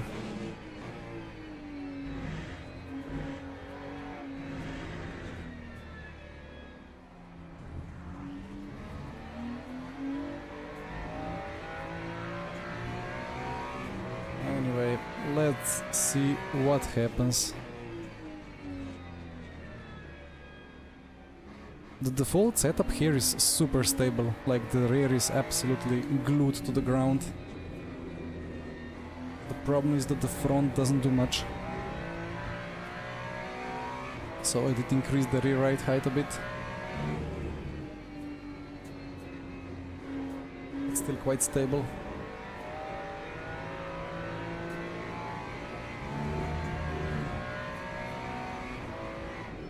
Joao, does that count for a mind punt?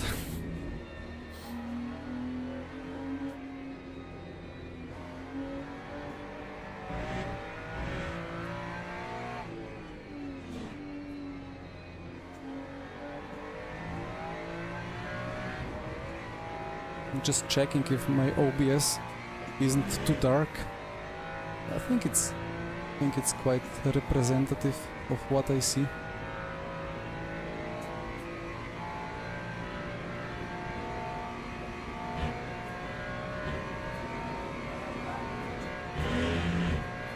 Think so, Joao? Alright.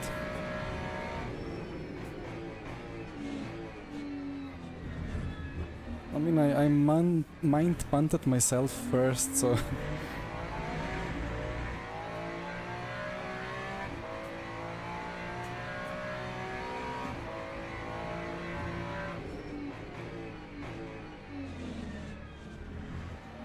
Yeah, this turn 1 at Spa is just so massively different than before the tire update. I think it's the most fixed corner.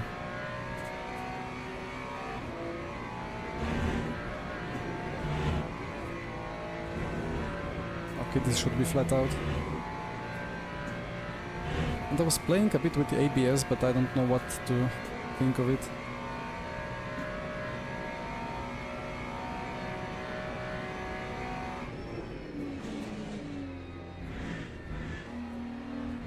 Like the more I went towards oversteer ABS, so like 1, 2 or 3, the more I was understeering. I need to properly test it once.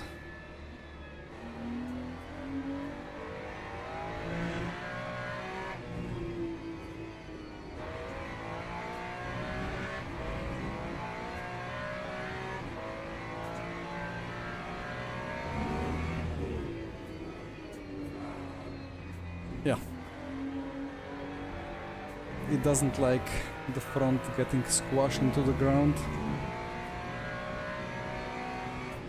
Just need to be smooth.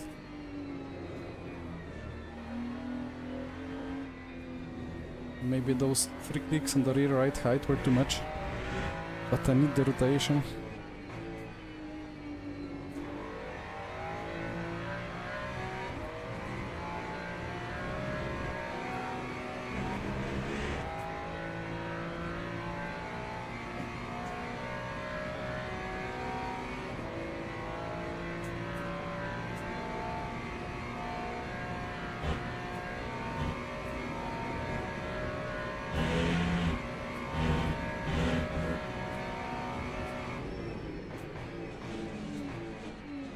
Is my rear view mirror like flashing?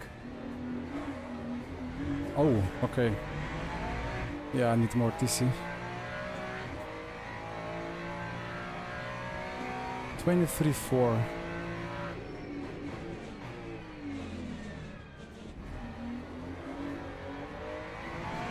The tires are still cold.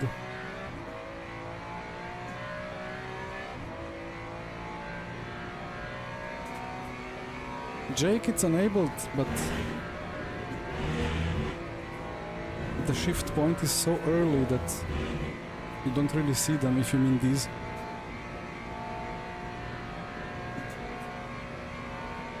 Copy, Daniele.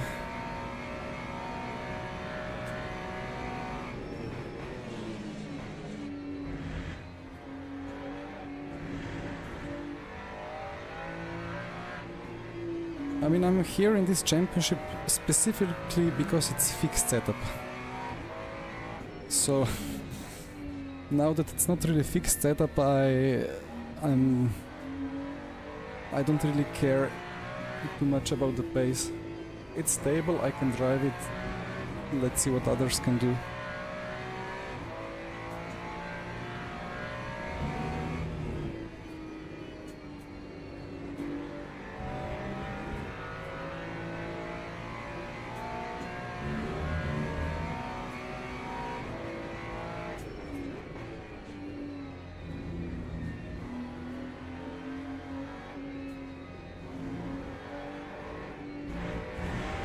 I would need more packers in the rear or something.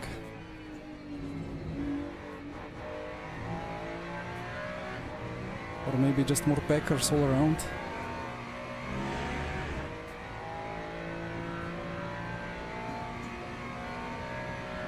The Ferrari fixed is indeed, like, I mean, it's very drivable, I mean, very stable, but the front is just not doing anything.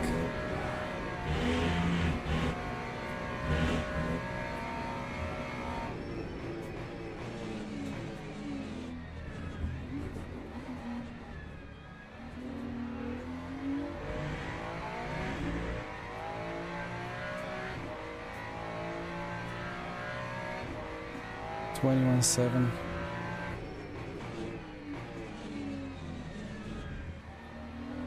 Okay, I try one more lap and then I take 3-minute break.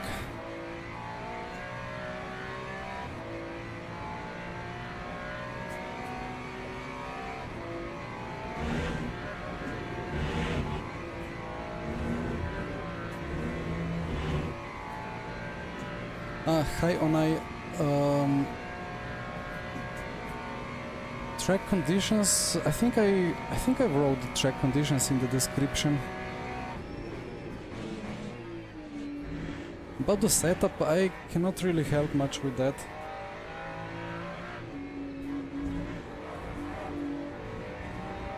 It wasn't particularly good either. But in the Peugeot or generally in hypercars, if you want to go fast, you need a lot of rake. Like, look at the rear right height and rear springs, like rear third springs, especially for high-speed corners. And then if you see the fastest ever YouTube Le Mans hot lap from Marcel Cinczyk, you will see it's 20.9, which is crazy fast, and he's going 331, which is very slow for a top speed. Which means that he's actually running quite a lot of rear wing, like 3, 4, 5, more 4 or 5-ish. And it's just so important to make that rake and add the rear wing to make it stable. You lose half a second on the straight for sure, but then you gain half a second back in the Porsche curves alone.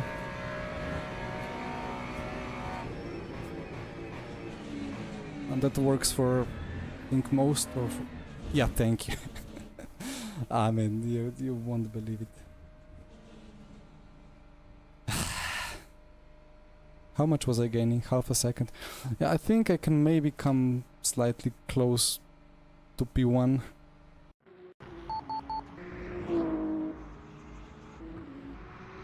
Okay, let's watch a little bit of a BMW as I take a very quick break.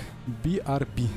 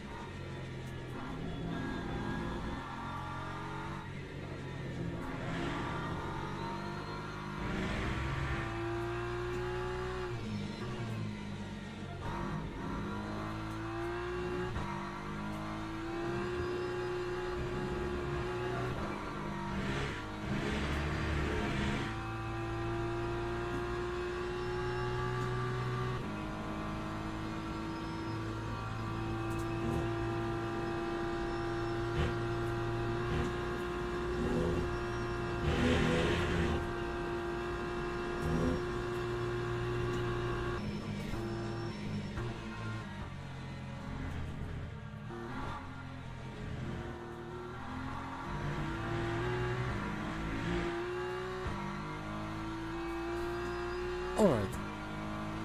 That's a bit laggy, right? It was in the replay. Apologies.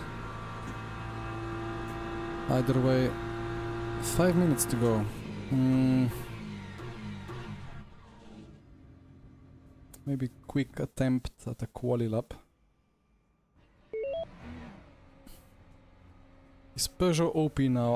I don't know, like I don't really think that much happened BOP wise. I don't think it's really OP. I think the BOP between hypercars is pretty balanced all around, and of course it depends as well on the track temp. I took the old tires.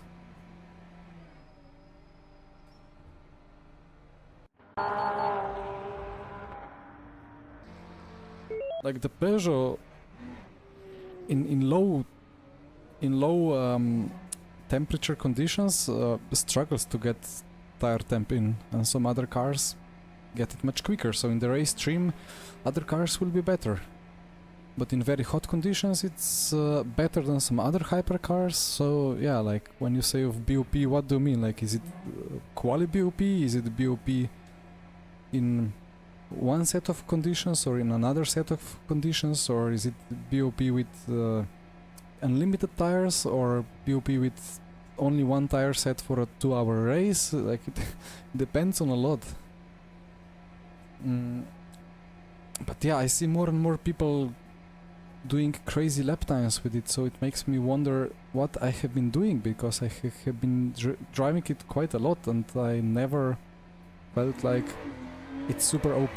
Like at Bahrain in VMS Pro I got that pole position, which was a PB, like it was a really good lap time, but it's not like I was miles ahead of anybody else. That's raindrops, right? Where are they coming from? Ah, weather, mostly cloudy drizzle. Copy. Interesting. Very interesting.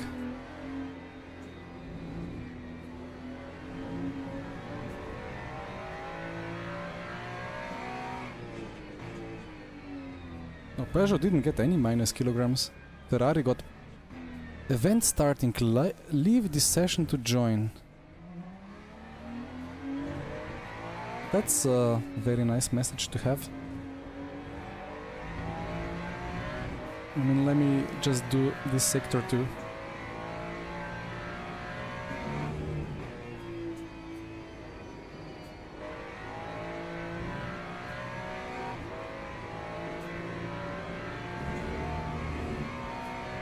It's to make Peugeot feel better in real life.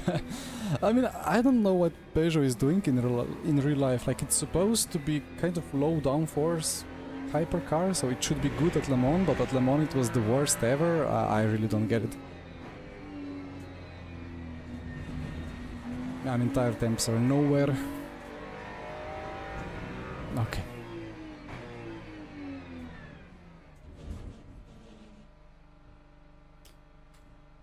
Quit.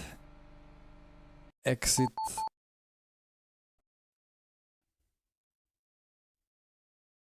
Now the hypercar tire didn't change yet, but it's planned to be changed. Oh, it's a big field. It's 62. How is it gonna do it now? It's 62 cars per split, but it's 70 drivers. It's just gonna make 2 times 35, right? Or does it do 62 and 8? Ah, and the bug with the SR is still present.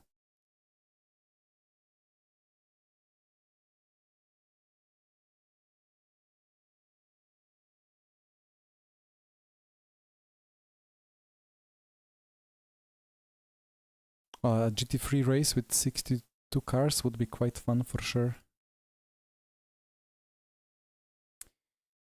Good luck, Daniele. I hope I survive this. I don't think I'm in the server now, right? Unable to join. You cannot believe it. Well, out, back in, join event, loading. Please game, please work. Just one more. Just one more. Yeah, honey, I will do the load setup. I don't really have a setup, right? It's just a couple of clicks.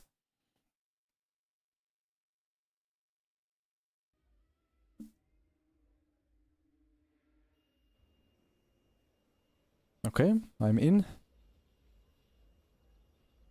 So first, what is going on?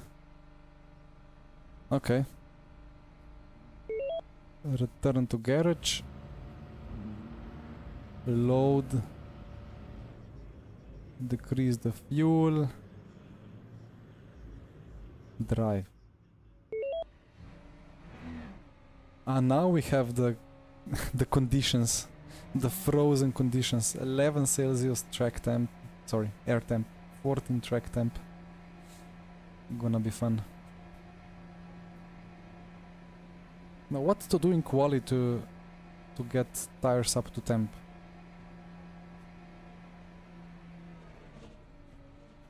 Is there really anything one can do actually?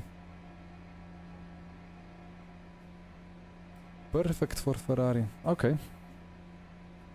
Let's see. Yeah, I have no idea about the Ferrari. I know that a couple of guys with the Ferraris on the top end of the leaderboard have done quite many laps and have perfected some setups, but I've been just loading the car, doing the fixed setups, doing laps, so I don't really know anything. Yeah, we will be sending it, hopefully not into the wall.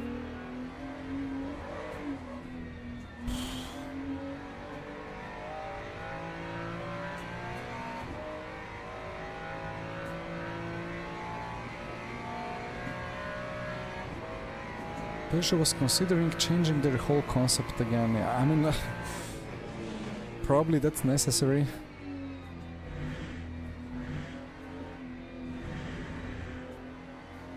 I mean, when you're like 1.5 second of pace, something very fundamental is wrong and broken.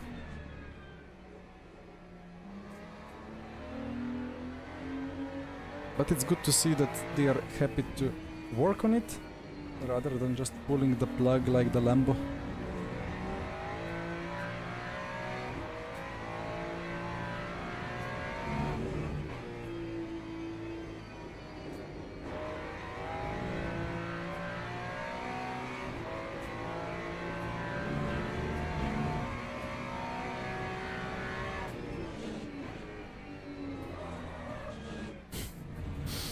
I mean, tires are cold, right?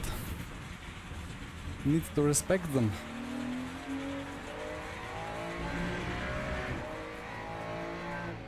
Now the only missing thing is graining. So like a slide like this, in these conditions, should make the tire absolutely die.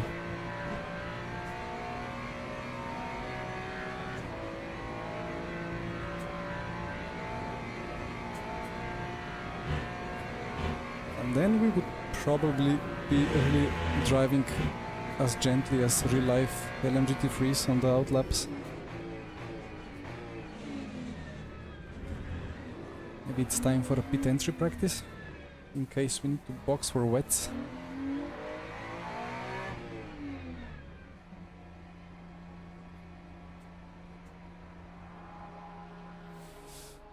Okay.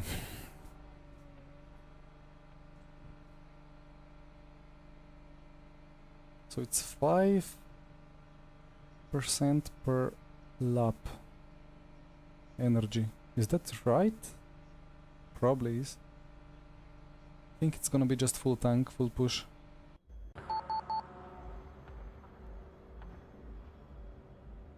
Wait, how long is Quali? 10 minutes. It's probably not 2 outings, but just 1 outing with 5 laps.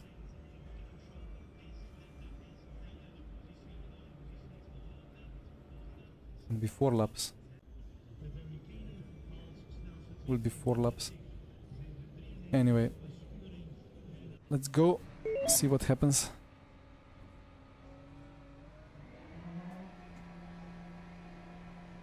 Should be 5 laps, to be honest. Anyway.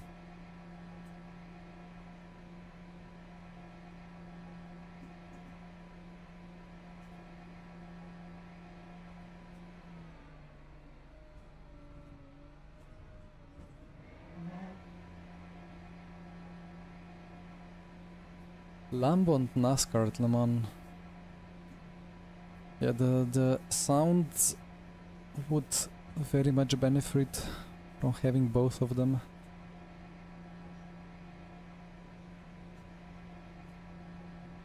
It's medium grip now.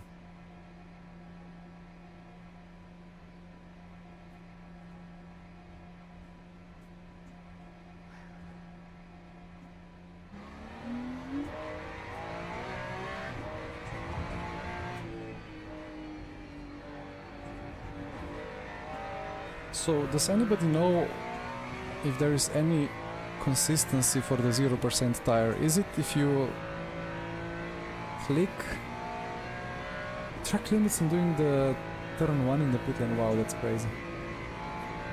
But do you get 0% tire more often if you like click drive and then escape and then change the tire, or if you just at some point like too early change the tire to new mediums, or if you click wets and then back to mediums? Or I mean, I guess it's purely random. But I mean, hopefully as they say, the solution will be here in a hot fix on Thursday. Till then, we hope for the best. I already got the bad bug at the first round, right? So maybe some other people can benefit from a bug in the last round. Or if I get it again, I'm gonna say I'm already used to it anyway. Try to load up the tires a bit for some temp. But the thermal deck is quite increased, so I don't want to overdo it.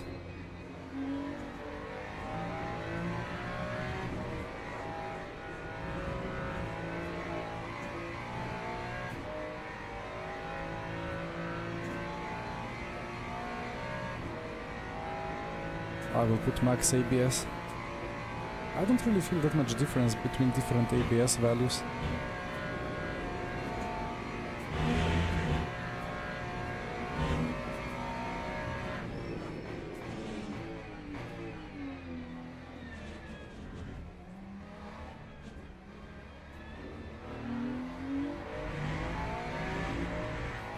Okay, let's see what happens.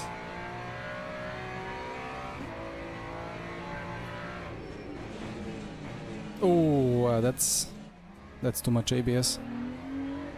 But as well, it's still very cold tire, so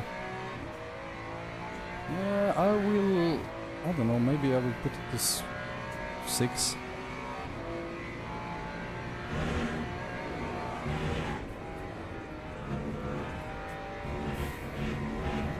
A little code brown. It is kind of flat out, but not really. Surely not on 50 Celsius tire temp.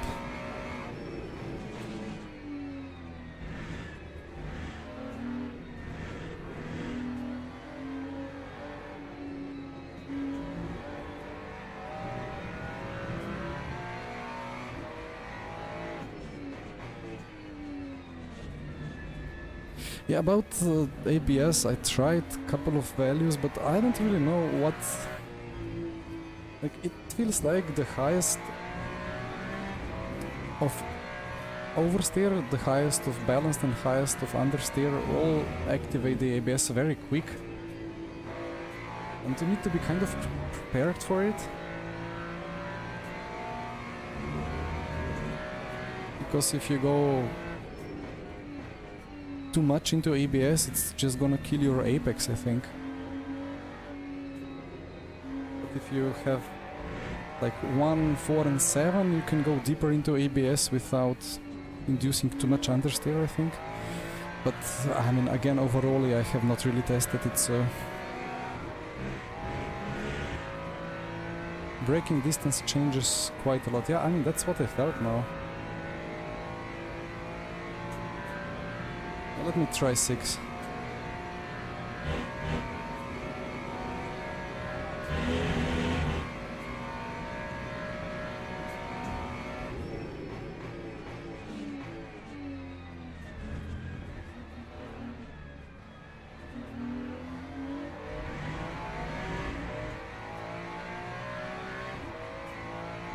So we open with 23.5.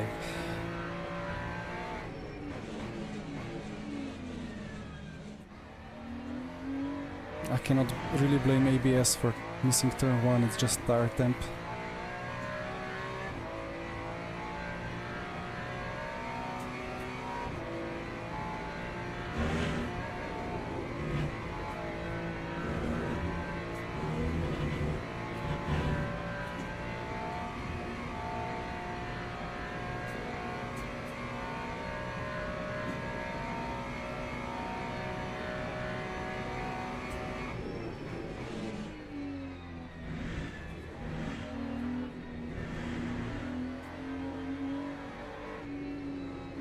I mean, the ABS surely depends on the setup as well.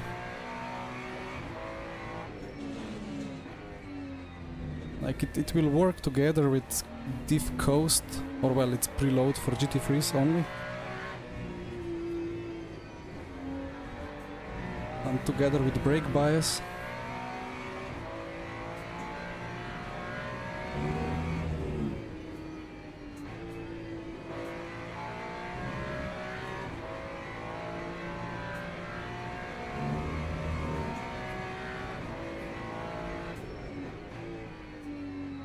But 6 indeed feels quite nice here.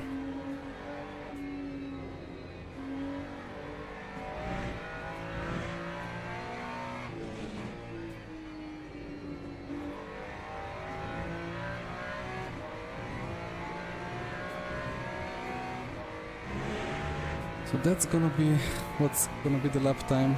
Hopefully get into the 20s. Probably somebody will get into 19s already.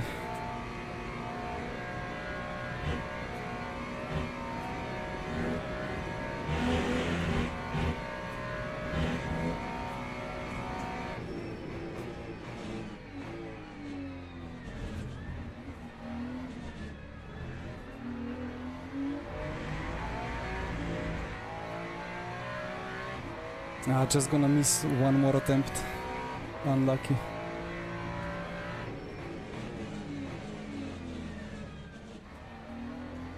Apex is lava. Porsche and Primavera in the Ferrari already 19s. Yeah, I'm not on pace.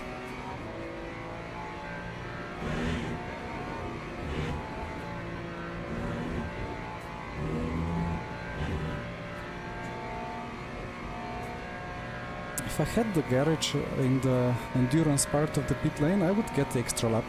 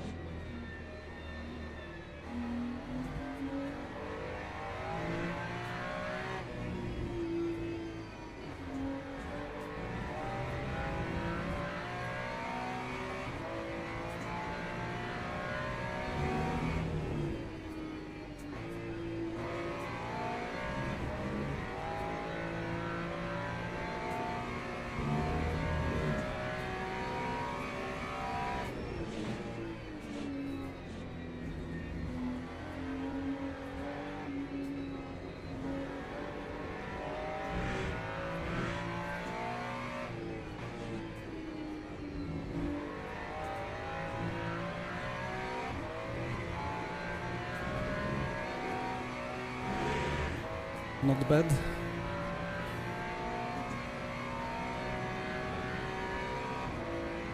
I wish I had the extra lap.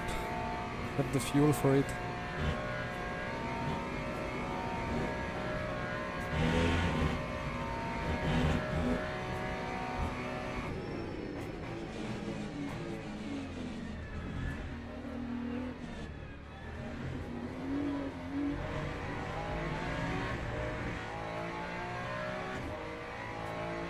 Before maybe somebody will get me back. All right, back tire already in the server chat. Yeah, 3, 6 and 9 really, it really makes sense because the tires don't like much of a lockup or anything. And the early activation in that regard makes a lot of sense. But still I think if you go deep into the apex, like into turn 1 and just have a lot of brake input and start turning, then you will have worse rotation with earlier activation. 1 second of the Porsches. And to be honest, I should be able to match the Porsche, but yeah, give me 2 hours of practice and an esport setup and then maybe I can do it, but not like this. Anyway, gonna be happy if I just get the correct tires now.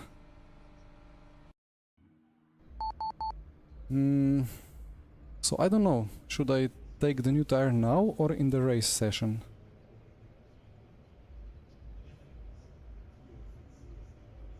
I see somebody already messing with wets and mediums.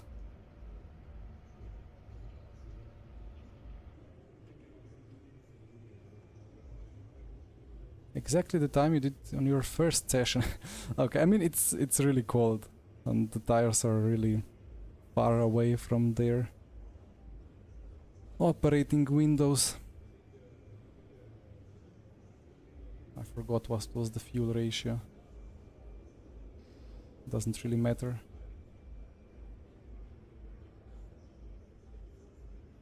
GT3 Porsche Revive, I mean it feels like that. It was like that in December. Crazy quali lap times and then absolute death in the race. Ah, here goes Arda with 18.9.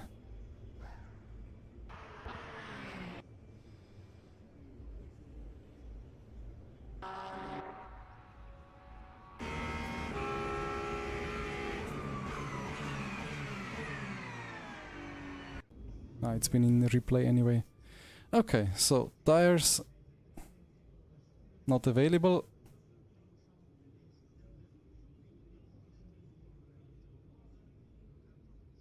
I don't dare clicking any of this now. What happens if I click?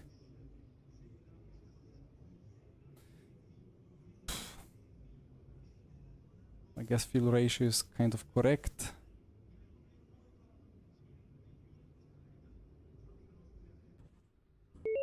%0 tire bug. Dun dun dun.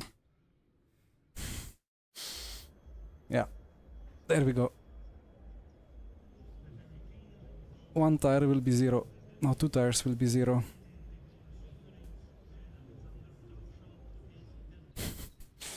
What should I do?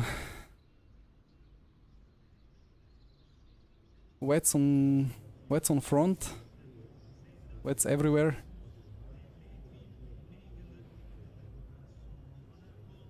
I mean like wet here, and new like this. And then I don't have a wet tire anymore. What?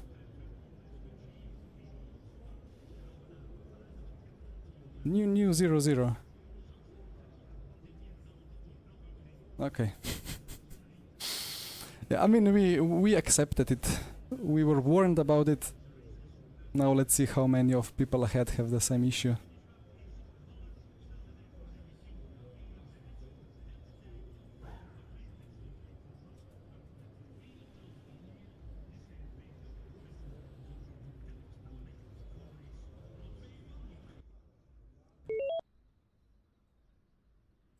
Same for everyone.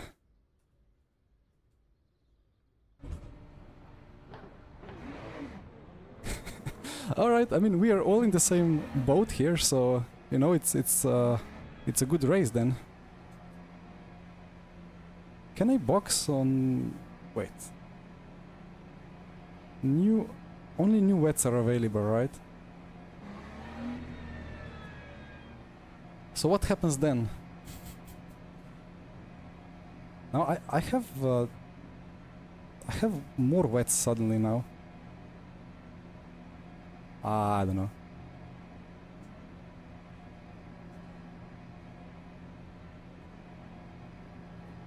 Yeah, well, Good luck, everyone. Let's see what happens. How is Oruge gonna feel like with this?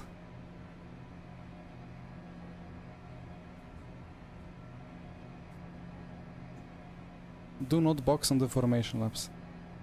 Yeah, no red line tactics from iRacing.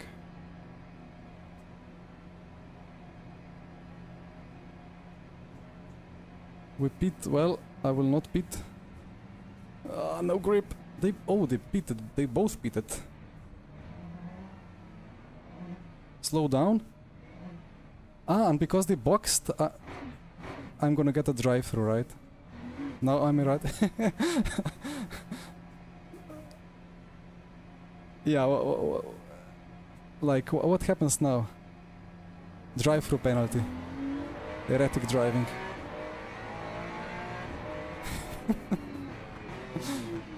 Tell me everybody got it. It's not the DQ at least, you know.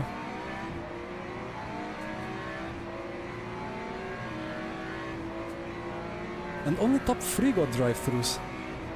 Okay, now survival.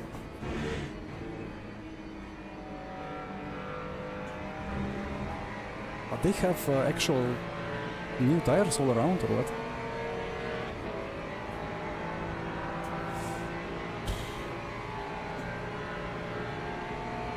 Stress testing the system, yeah, well. The grip is kind of fine. I don't want to box for wets.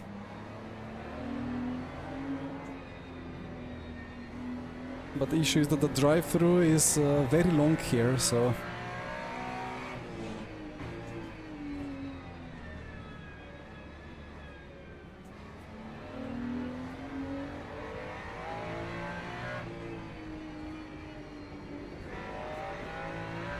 the balance is alright, you know, that call with diagonal new tires is alright.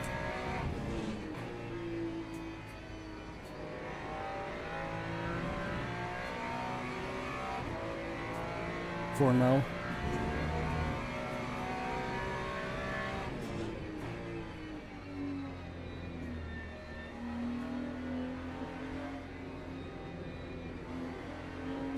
For sure this is better than wets. Although there is a guy on wets 2.5 behind. Now wets will be good in lap 1 and then they will absolutely destroy themselves. You got the Q, poor man.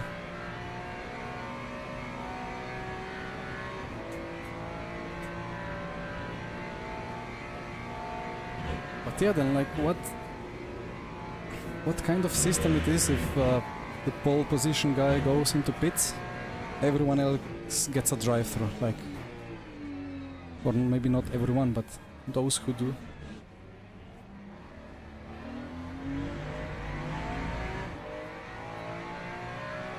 How many laps do I have for the DT?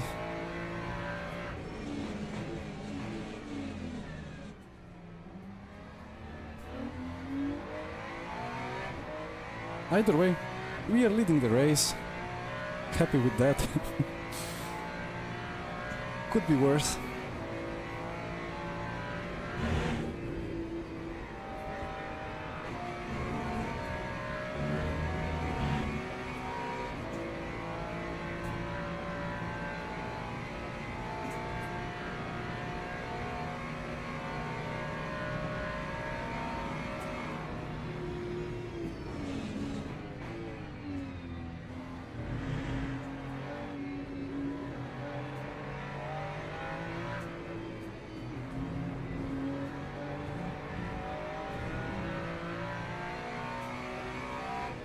Yeah, the wet runners behind are starting to drop off now, of course.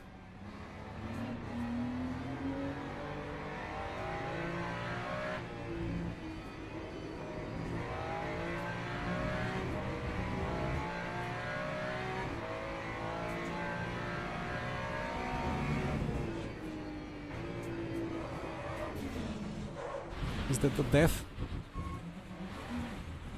Not yet. I don't know how slow was I supposed to go. Well, we will be repairing. Let's not crash somebody else out.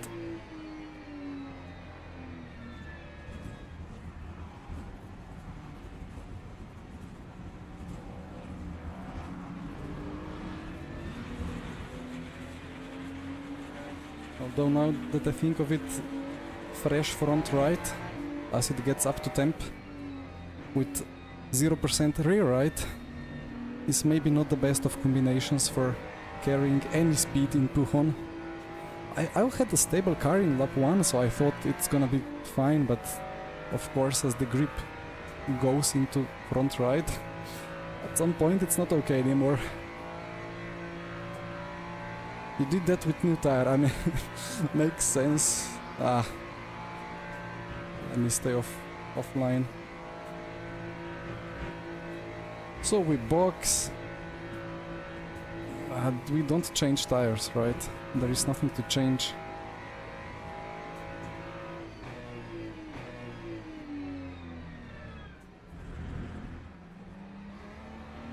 I wish this counted towards a drive-through as well.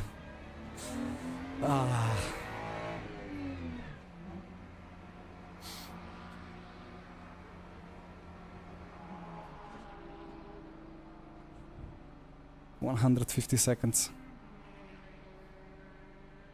At least I will have to do 2 laps less on, or maybe 1 to 2 laps less on these tires. Early access. Jake, in lap 1, yes. In lap 5, no. Or maybe in lap 3, not anymore either.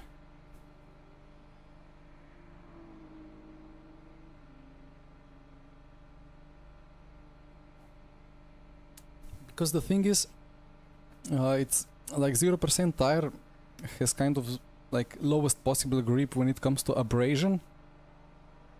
And maybe thermal deck as well, but at least it's in the thermal window. But if you have wets that are getting absolutely thermally destroyed and are also outside of the temperature window, it's really not good. A cup of coffee, it's too late for coffee. It's time for us to exit early access. You know, maybe with the fix on Thursday, if that's actually coming, maybe all this is gonna be fixed. Because like that, there could be like only 3 bugs that destroy absolutely everything. But if you fix them, then maybe suddenly there is almost no more bugs. Maybe just like that. I mean, in the whole stream, this 0% bug was only the only bug that I really encountered, so I'm gonna be happy with 2 wins. And then wherever I finish here, still have to do a drive-through after this. But I see people are on wets ahead.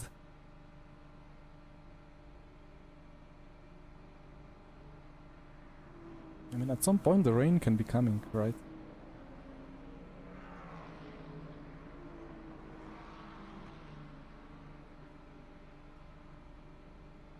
Ten seconds to go.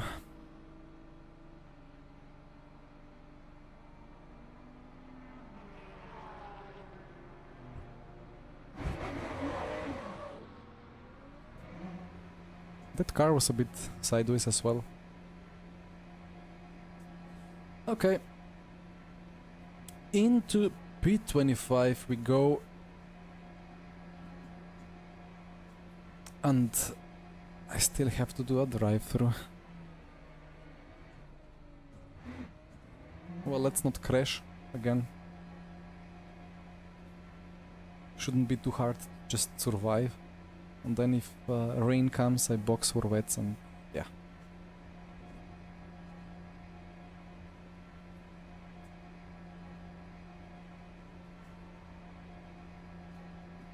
Where are the other cars? The leader is sector 2, I suppose.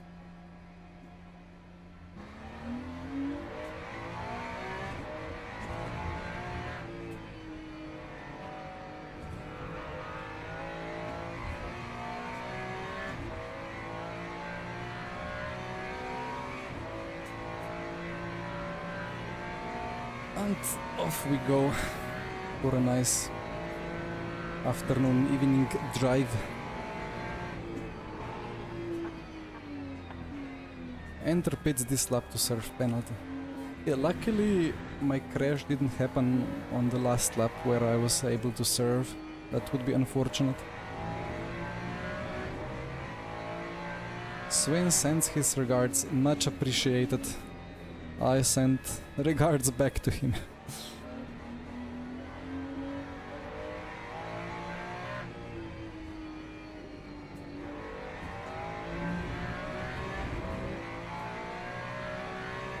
But like, I think now the Puchon is stable, right? It's a bit on the limit.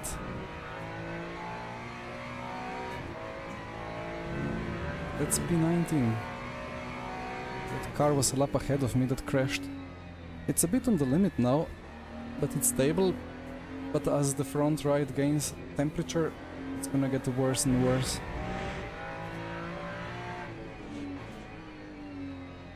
Actually, I don't know, should I have gone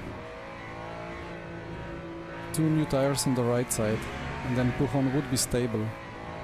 It's not really stable in any conditions anyway.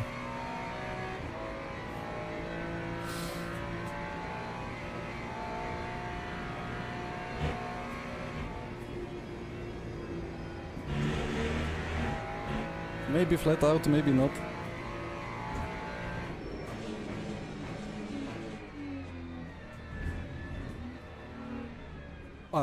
Drive-through. I remembered. Red track limits. Okay. Red track limits still. Still red track limits. What is going on? No more track limits.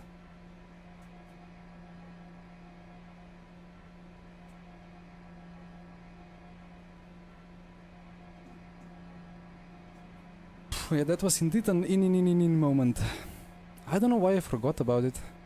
The lap is so long.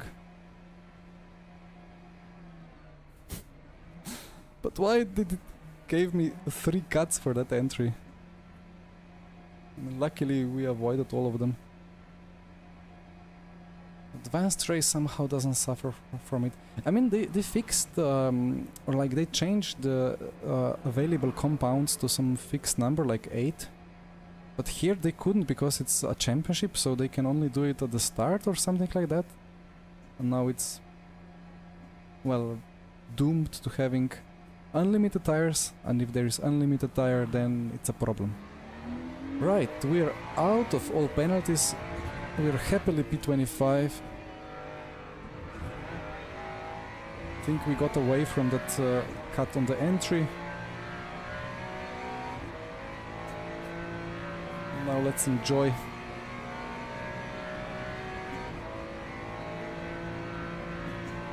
The gap's updated. It's quite a lot of a distance to the cars ahead. Unlucky.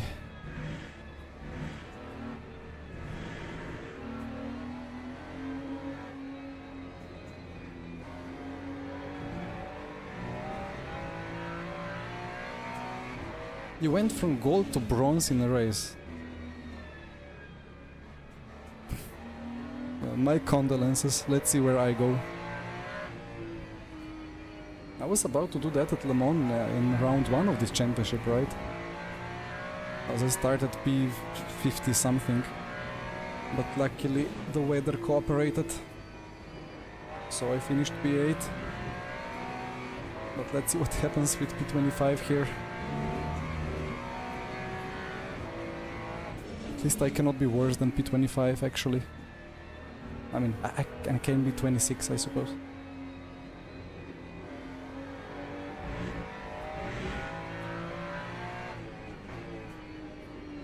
I mean, you're kidding, but it's actually possible, right? Yeah, straight into me, rejoin, very nice. Yeah, I mean, imagine you're like highly rated and you're in the race without too much, too high strength of field and it's ×4 or ×5 multiplier, and you finish last because of some crash or disconnection, you're gonna go minus 150 maybe.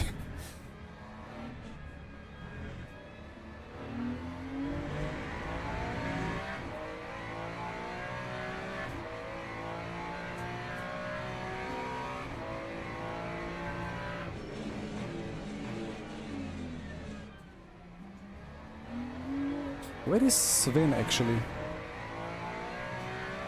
And then what? Is anybody still kind of in top 10 or did we all suffer from issue?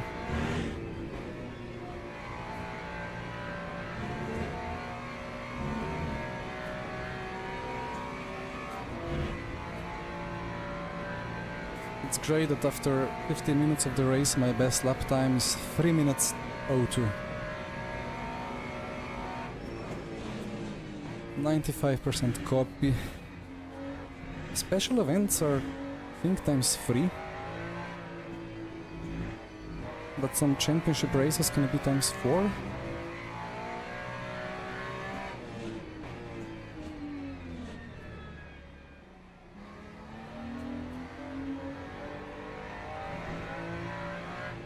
Let's figure out how slow these tires actually are. So we would be doing 20s on a normal track or on normal tires.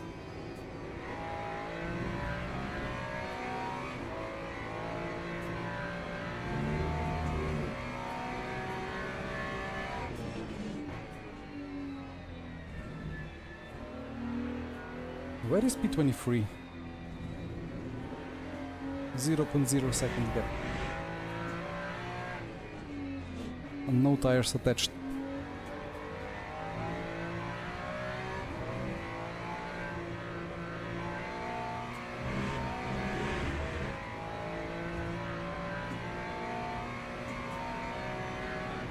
Done what's before. Alright. Not bad.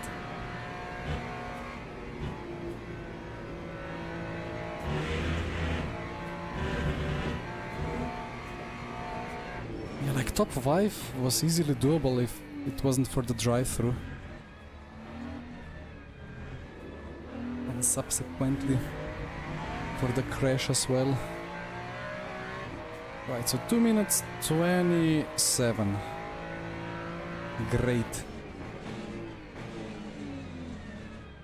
At this point I wonder if wets would be really much worse.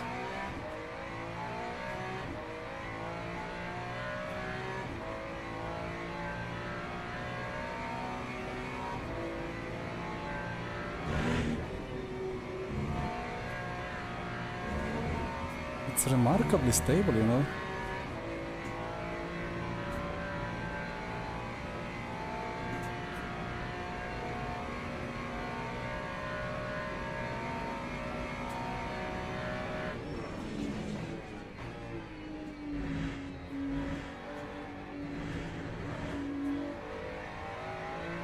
It's almost even more stable than fresh tire. Not more stable, but like more catchable.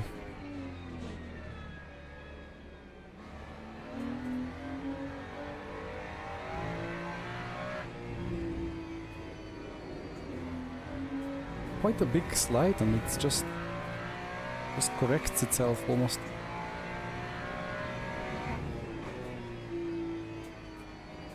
Hello there.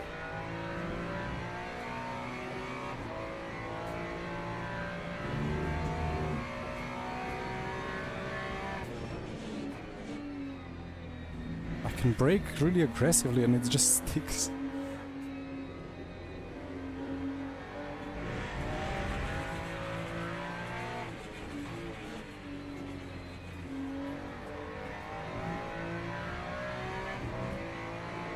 And according to the Delta, the car is actually quite consistent.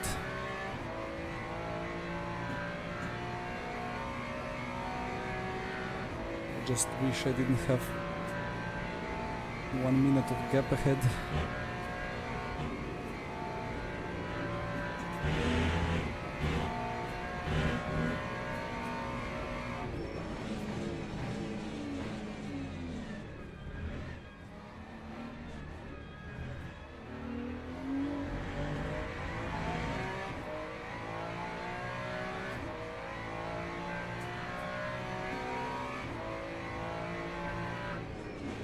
Now those guys on wets are doing solid lap times.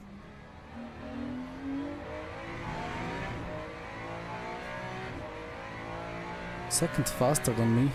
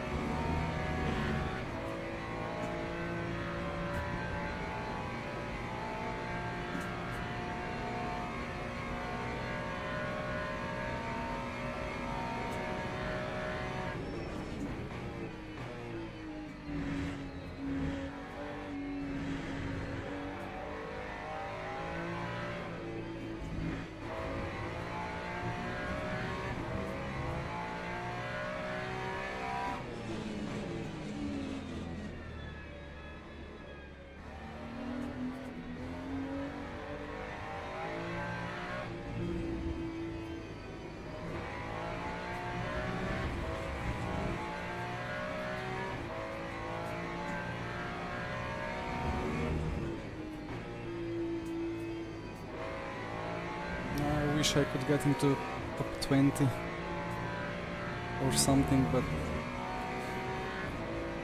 the race has just stabilized.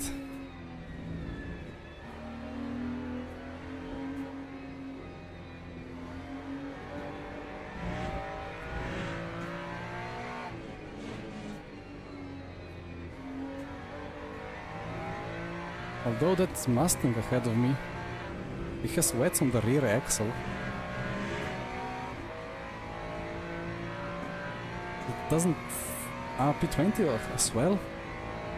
Rears, wets on the rears, that's gonna be not really drivable in the long run.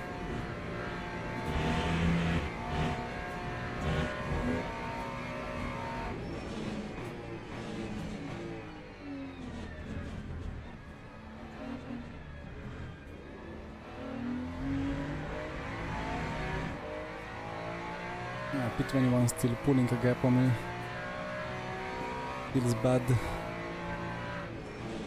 And it means that I should have indeed went for wets instead of the 0%. I don't know. Doesn't really make any difference now. Yeah, names indeed. Most importantly, they're in a good temperature window, so they offer grip.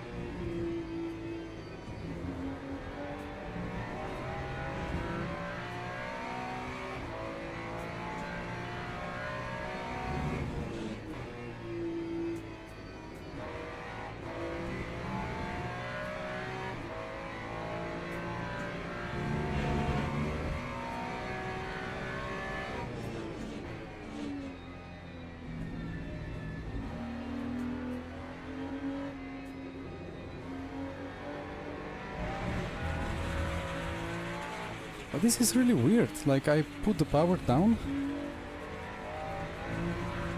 and I understand that for this corner, let's say, there is bad rotation because front left is 0 and front and rear left is 85, but in the left corners on the exit I would imagine that the rear would just violently snap and the front would just grip infinitely.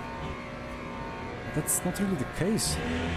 And the balance is really good, like it's not far off what it would be on fresh tires.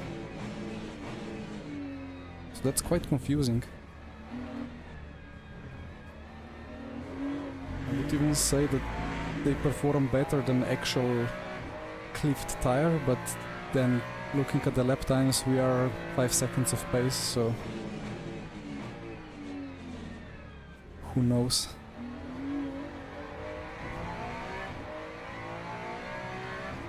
Yeah, hi Simbego again. It's indeed present.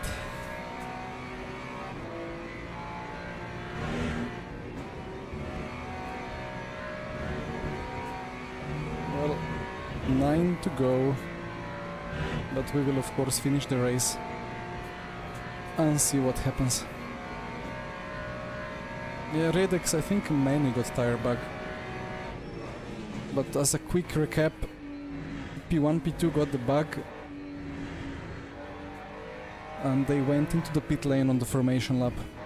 And immediately as they got into the pit, the game told me to slow down, and then it told me to accelerate, and then it told me erratic driving, and then I got drive-through for erratic driving. And then I crashed the car, of course, on the bugged tire Empujon. So 2.5 minutes of repairs.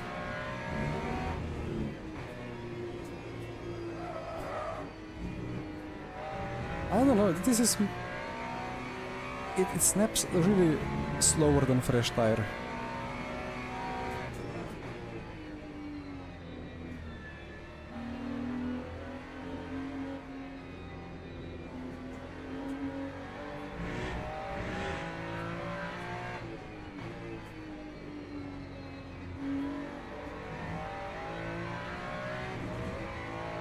But well, some guys were blessed with an actual fresh set of tires, so... here we go, Mr. Dan Watts. Take the inside, please.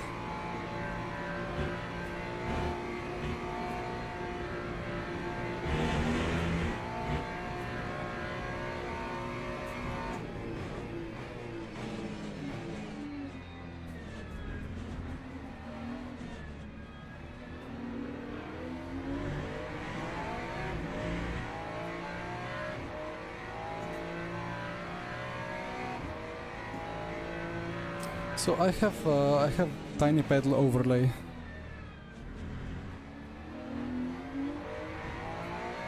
I didn't really position it very visually appealing, but yeah, I have this like pedal inputs overlay, and then yeah, all this is tiny pedal.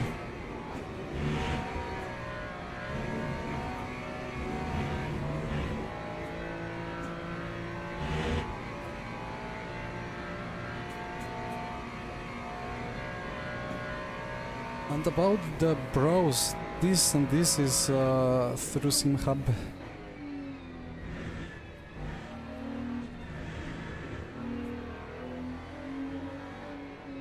And I'm using lateral and longitudinal speeds for each tire to calculate the slip angle, and then display each light according to the actual degrees of slip angle calculated. And it turns out that I'm still not really using it much.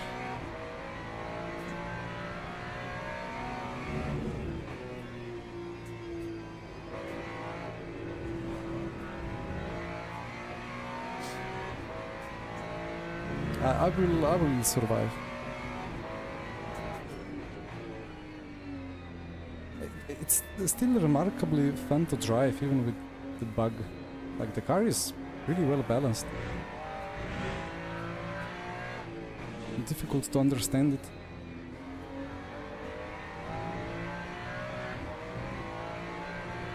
I see P21 with a problem. Wait, oh, I got another position at some point.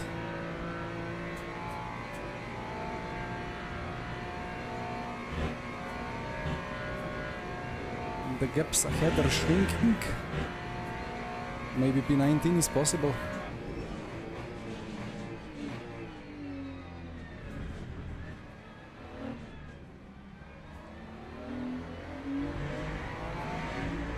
I have the profile in my Discord, so if you check the stream description, there is a link. It might be buried somewhere in the Tiny Pedal chat, but there is not too many messages, and I can re-upload it anyway. That's P15 ahead.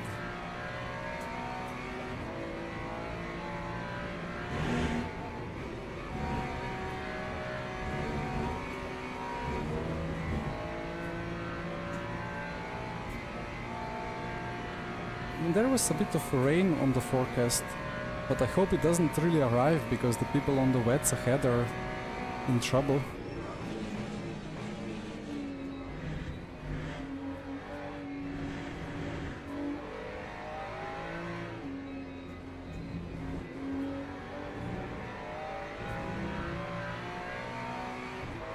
I should really be just going quicker and quicker because a 0% tire cannot really go much slower, right? Like it's already fully degraded.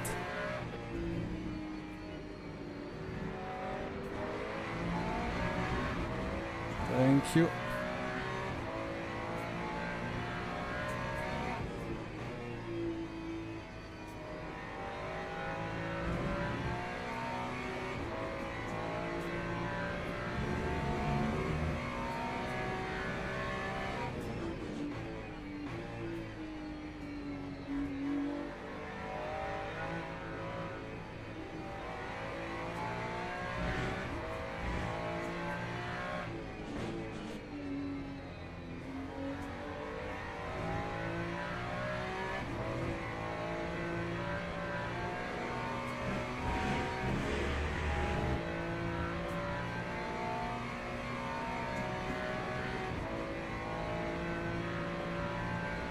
P19 in the pits.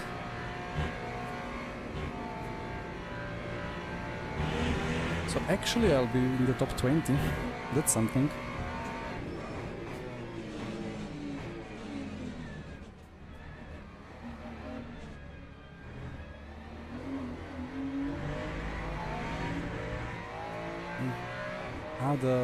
The actual P9... Wait, is out of the pits now?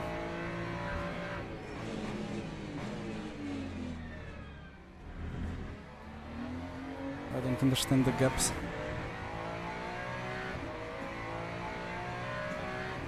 Ah, I'm through. Okay.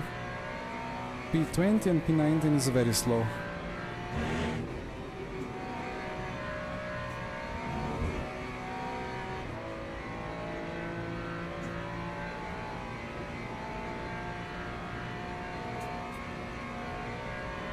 Yeah, a 0% tire are not that bad.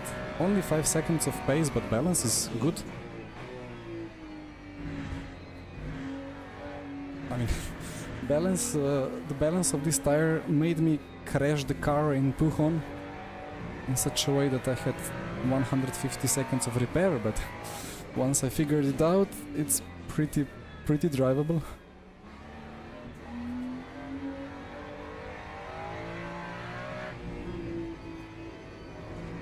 So it's interesting to know that the tires have like a plateau below which they don't ever drop, degradation wise. Although I don't know, like maybe the 0% is just for the abrasion, but the thermal deck is still piling up.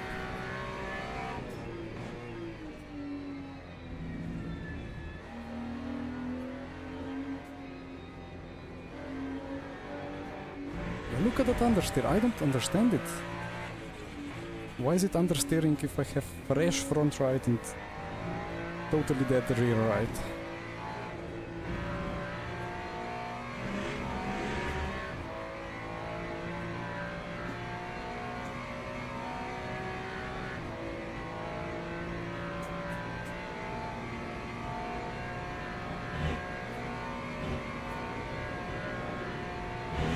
This is flat out, easy.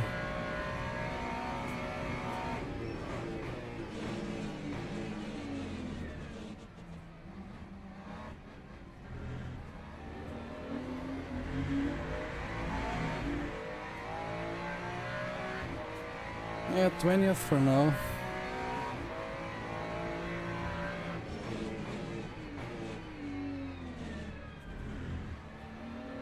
But overtake soon. The people ahead that have wets in the rear are doomed.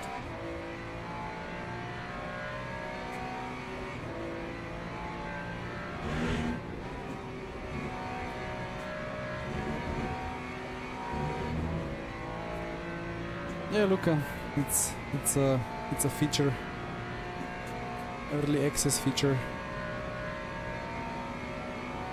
It's getting fixed on Thursday, supposedly.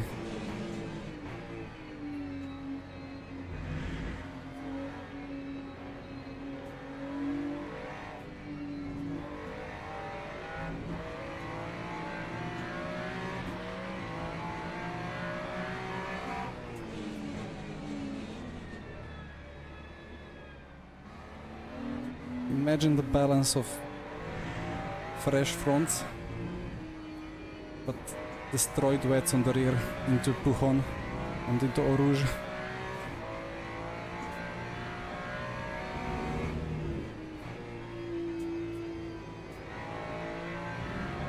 Nightmare fuel.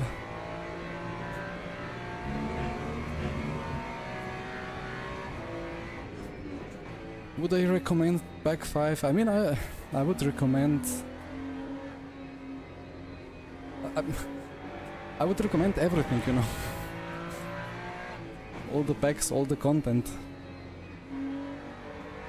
Because we absolutely direly need this sim to flourish. Yeah, it's a bug. It's a bug. If there is unlimited tires, there is a known bug that makes you only be able to start with 2 or 3 or 0 fresh mediums. And they couldn't fix it because it's a championship, so when it's running, it's running. But they could fix it in the other dailies by just limited the tire sets, and then it's fine somehow.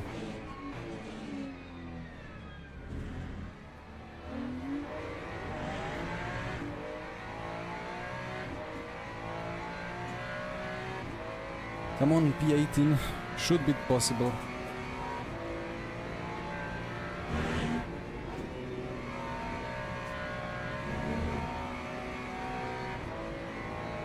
I wanted to race the special event, but now I hear that it's been postponed.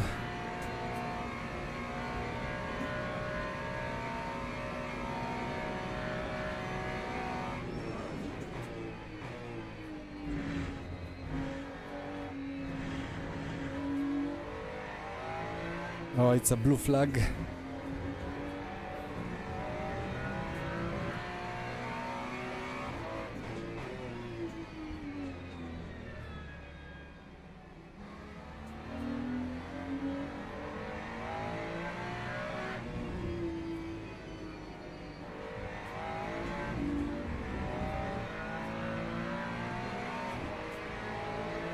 Need to let through the faster class cars.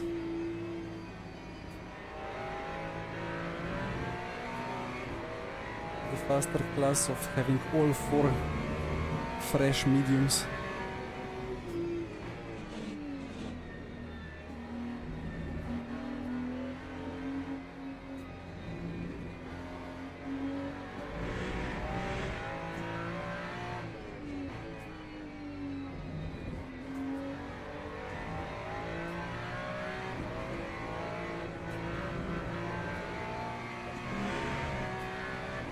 Yeah, we'll be free to go.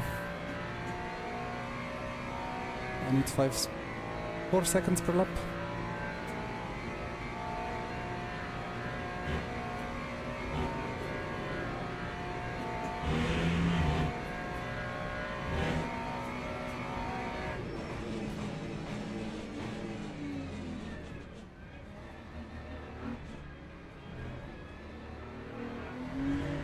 So he did 27.9.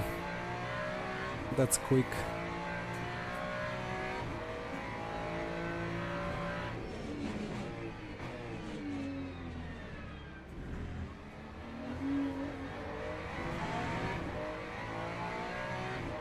Well, look, it's how it is.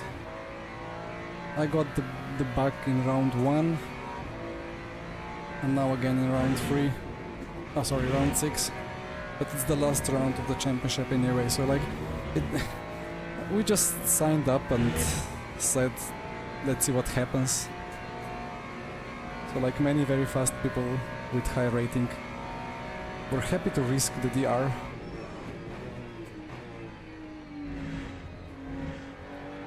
And I just went with it. And what happens, happens.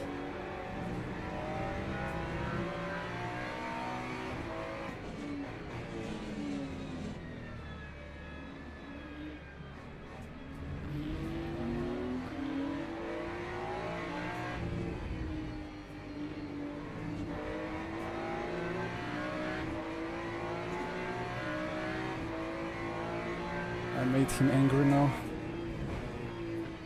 Yeah, I don't have the grip. Ah, that's unfortunate now. It's not the way to gain 4 seconds per lap.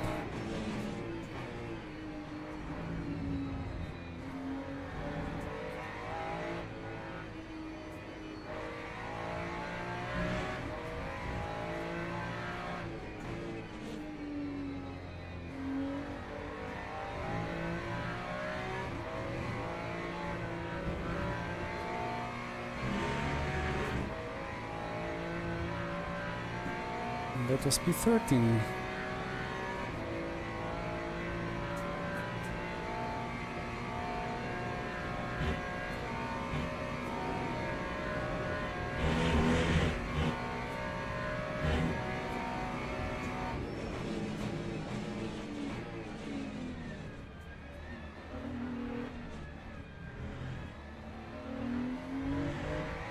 Two to go.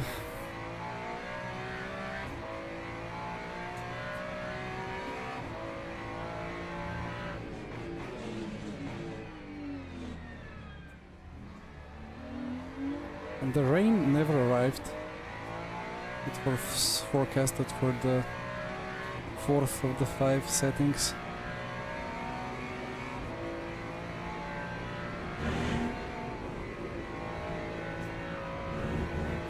Favorite car in all classes, that's a difficult one. I mean, now that we have new tires, I kind of don't like the hypercars anymore as much as LMP2 and GT3s. You know what, I only did one race with the Lexus, but I absolutely loved it. And then I see people struggling like crazy with the Lexus. So now I'm thinking like I will specialize a little bit in the Lexus, I think, because Lexus and Toyota are kind of in partnership with the Rafa Racing Club as well. They are racing the Supras GT4s in the US, so it kind of makes sense. And I'll try to make it work, and yeah, I drove it at Le Mans and it was super enjoyable. But after it, I tried the Ferrari as well in the same conditions, and I really didn't like it. But yeah, I really seem like I need a front-engined car, and that's what Lexus is.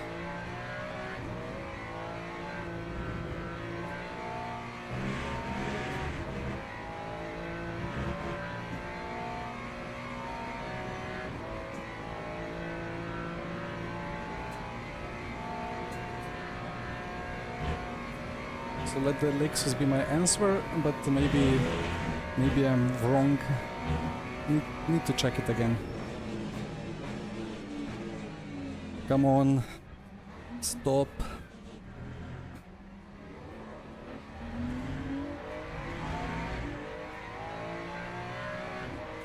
Okay, 1 to go.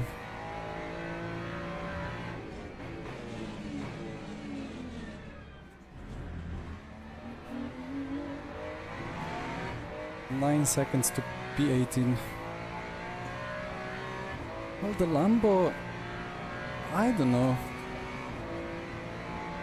What can I say? This is actually easy flat. I've been way too cautious. The Lambo is it's tricky in high speed. It can snap the rear. Well, that's a Corvette. Lambo surely has the best external sound of any car.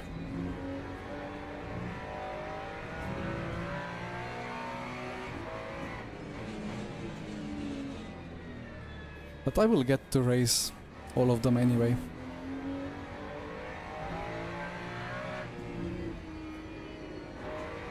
I think we will have liveries ready for the Peugeot, and then should be Lexus, Lambo, McLaren. It's the cars that Rafa, well, the GT3s at least, the Rafa Racing Club races in real life.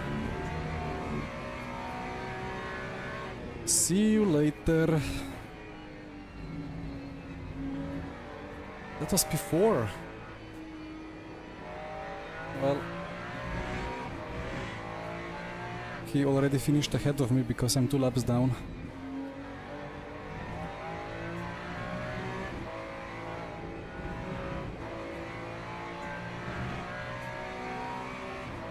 Why don't I have a blue flag?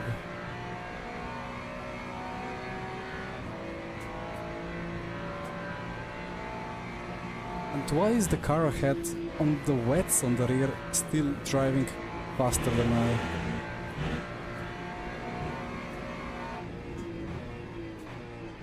My racing instinct wanted me to send one on the inside, but laps down. It doesn't make any sense. Alright, yeah, the winner with all fresh mediums in the start. GG to him. But that's it for the season 4 of these championships. And I'm not gonna do it again anyway, so let's see in this situation in which position I end up. Career mode that's coming, it's really good, right? If like it has to be a really good story. They have to make a really good story out of it, and it has to be useful, kind of in a way that it makes you actually learn the tracks. But yeah, I know that there is many offline players. I'm not really that interested into it overall. Probably I'm not gonna like stream my career progression. Or maybe, I mean, if it's really good, maybe one day, like in 3-4 years, if I win all the esports and I happily retire, and then I can stream doing the career mode, you know. Now let's see. Let me quickly check the start because that was weird. So yeah, they wrote in the chat that they will drive through the pits because they have the tire bug. And here I got erratic driving, slow down, erratic driving, flashing erratic driving, accelerate, get maintain speed 60, drive through. And then people on fresh tires, of course, came through.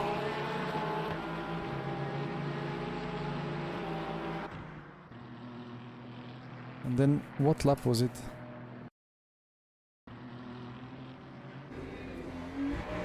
Was it here? No. Found it.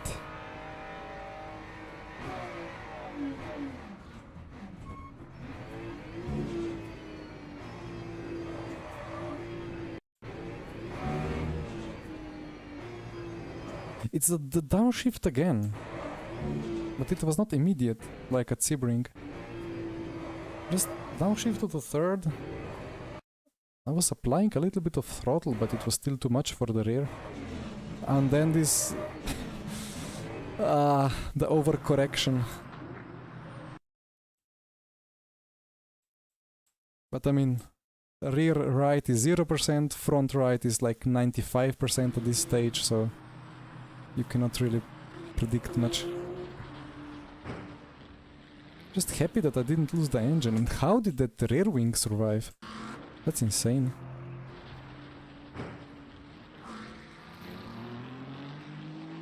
You were behind.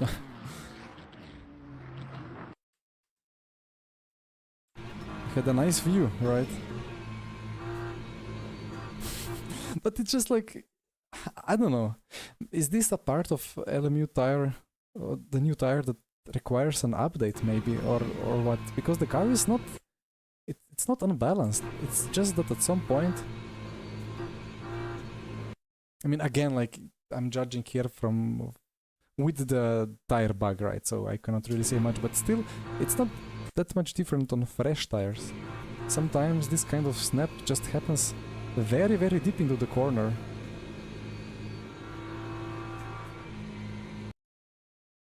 But that's the worst, like when you go catching a drift, you're doing a good job catching it with a lot of lock, and then suddenly the grip returns, and you're just turning right like an absolute noob, and there is nothing you can do. Anyway,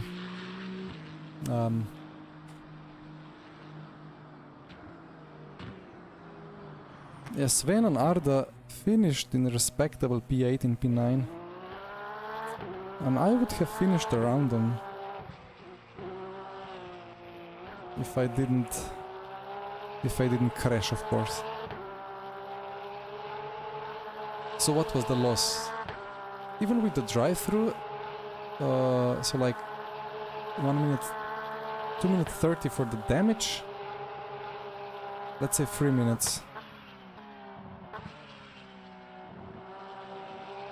But what are those gaps anyway? So this is for the lead lap. So this is... Nah, I would still be like P12, P13. A lap down. But without the drive-through I would be... yeah, maybe still behind them. Anyway.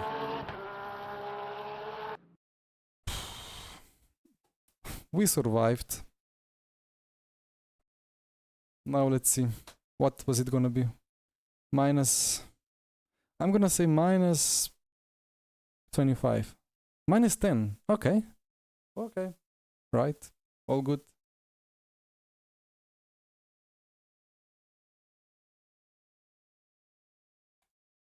Happy with that.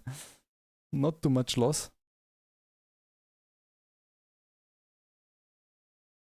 And yeah, GG Corey. Nice job. Whispered to the tires to avoid the bug perfectly. And now for the standings.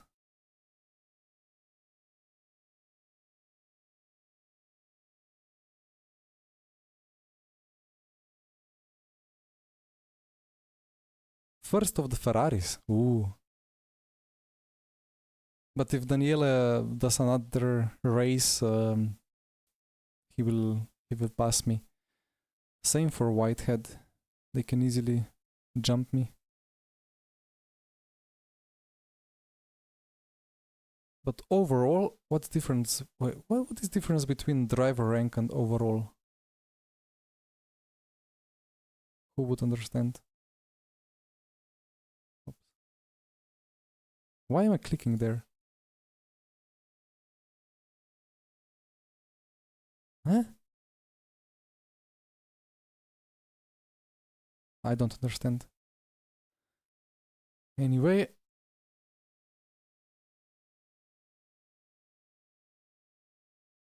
Yeah, not gonna go any better than P4 here. And then all these people here can do one more race and jump me. But it's not like I ever cared too much about it. The first round was the perfect start anyway, with the bug already. Anyway, let this be it for today. Thank you for sticking with me despite this feature that's gonna get fixed soon. And thank you for all the likes, all the comments, all the good chat. Yeah, now that I see that the Saturday driver swap event is postponed, I will just quickly double check if it's, yeah, it's not scheduled. Yeah, Arda, well, maybe after the fixes people will attempt it and score well, but yeah, let's see. Yeah, thank you guys again, and if not before, see you on Sunday for 2 hours 40 minutes of Le Mans in VMS Pro with the Peugeot. I'm gonna be very quick, hopefully. I need to win the race to have the championship hopes alive. It's gonna be fun. Till then, have a very, very good week. Enjoy and good night. Bye bye.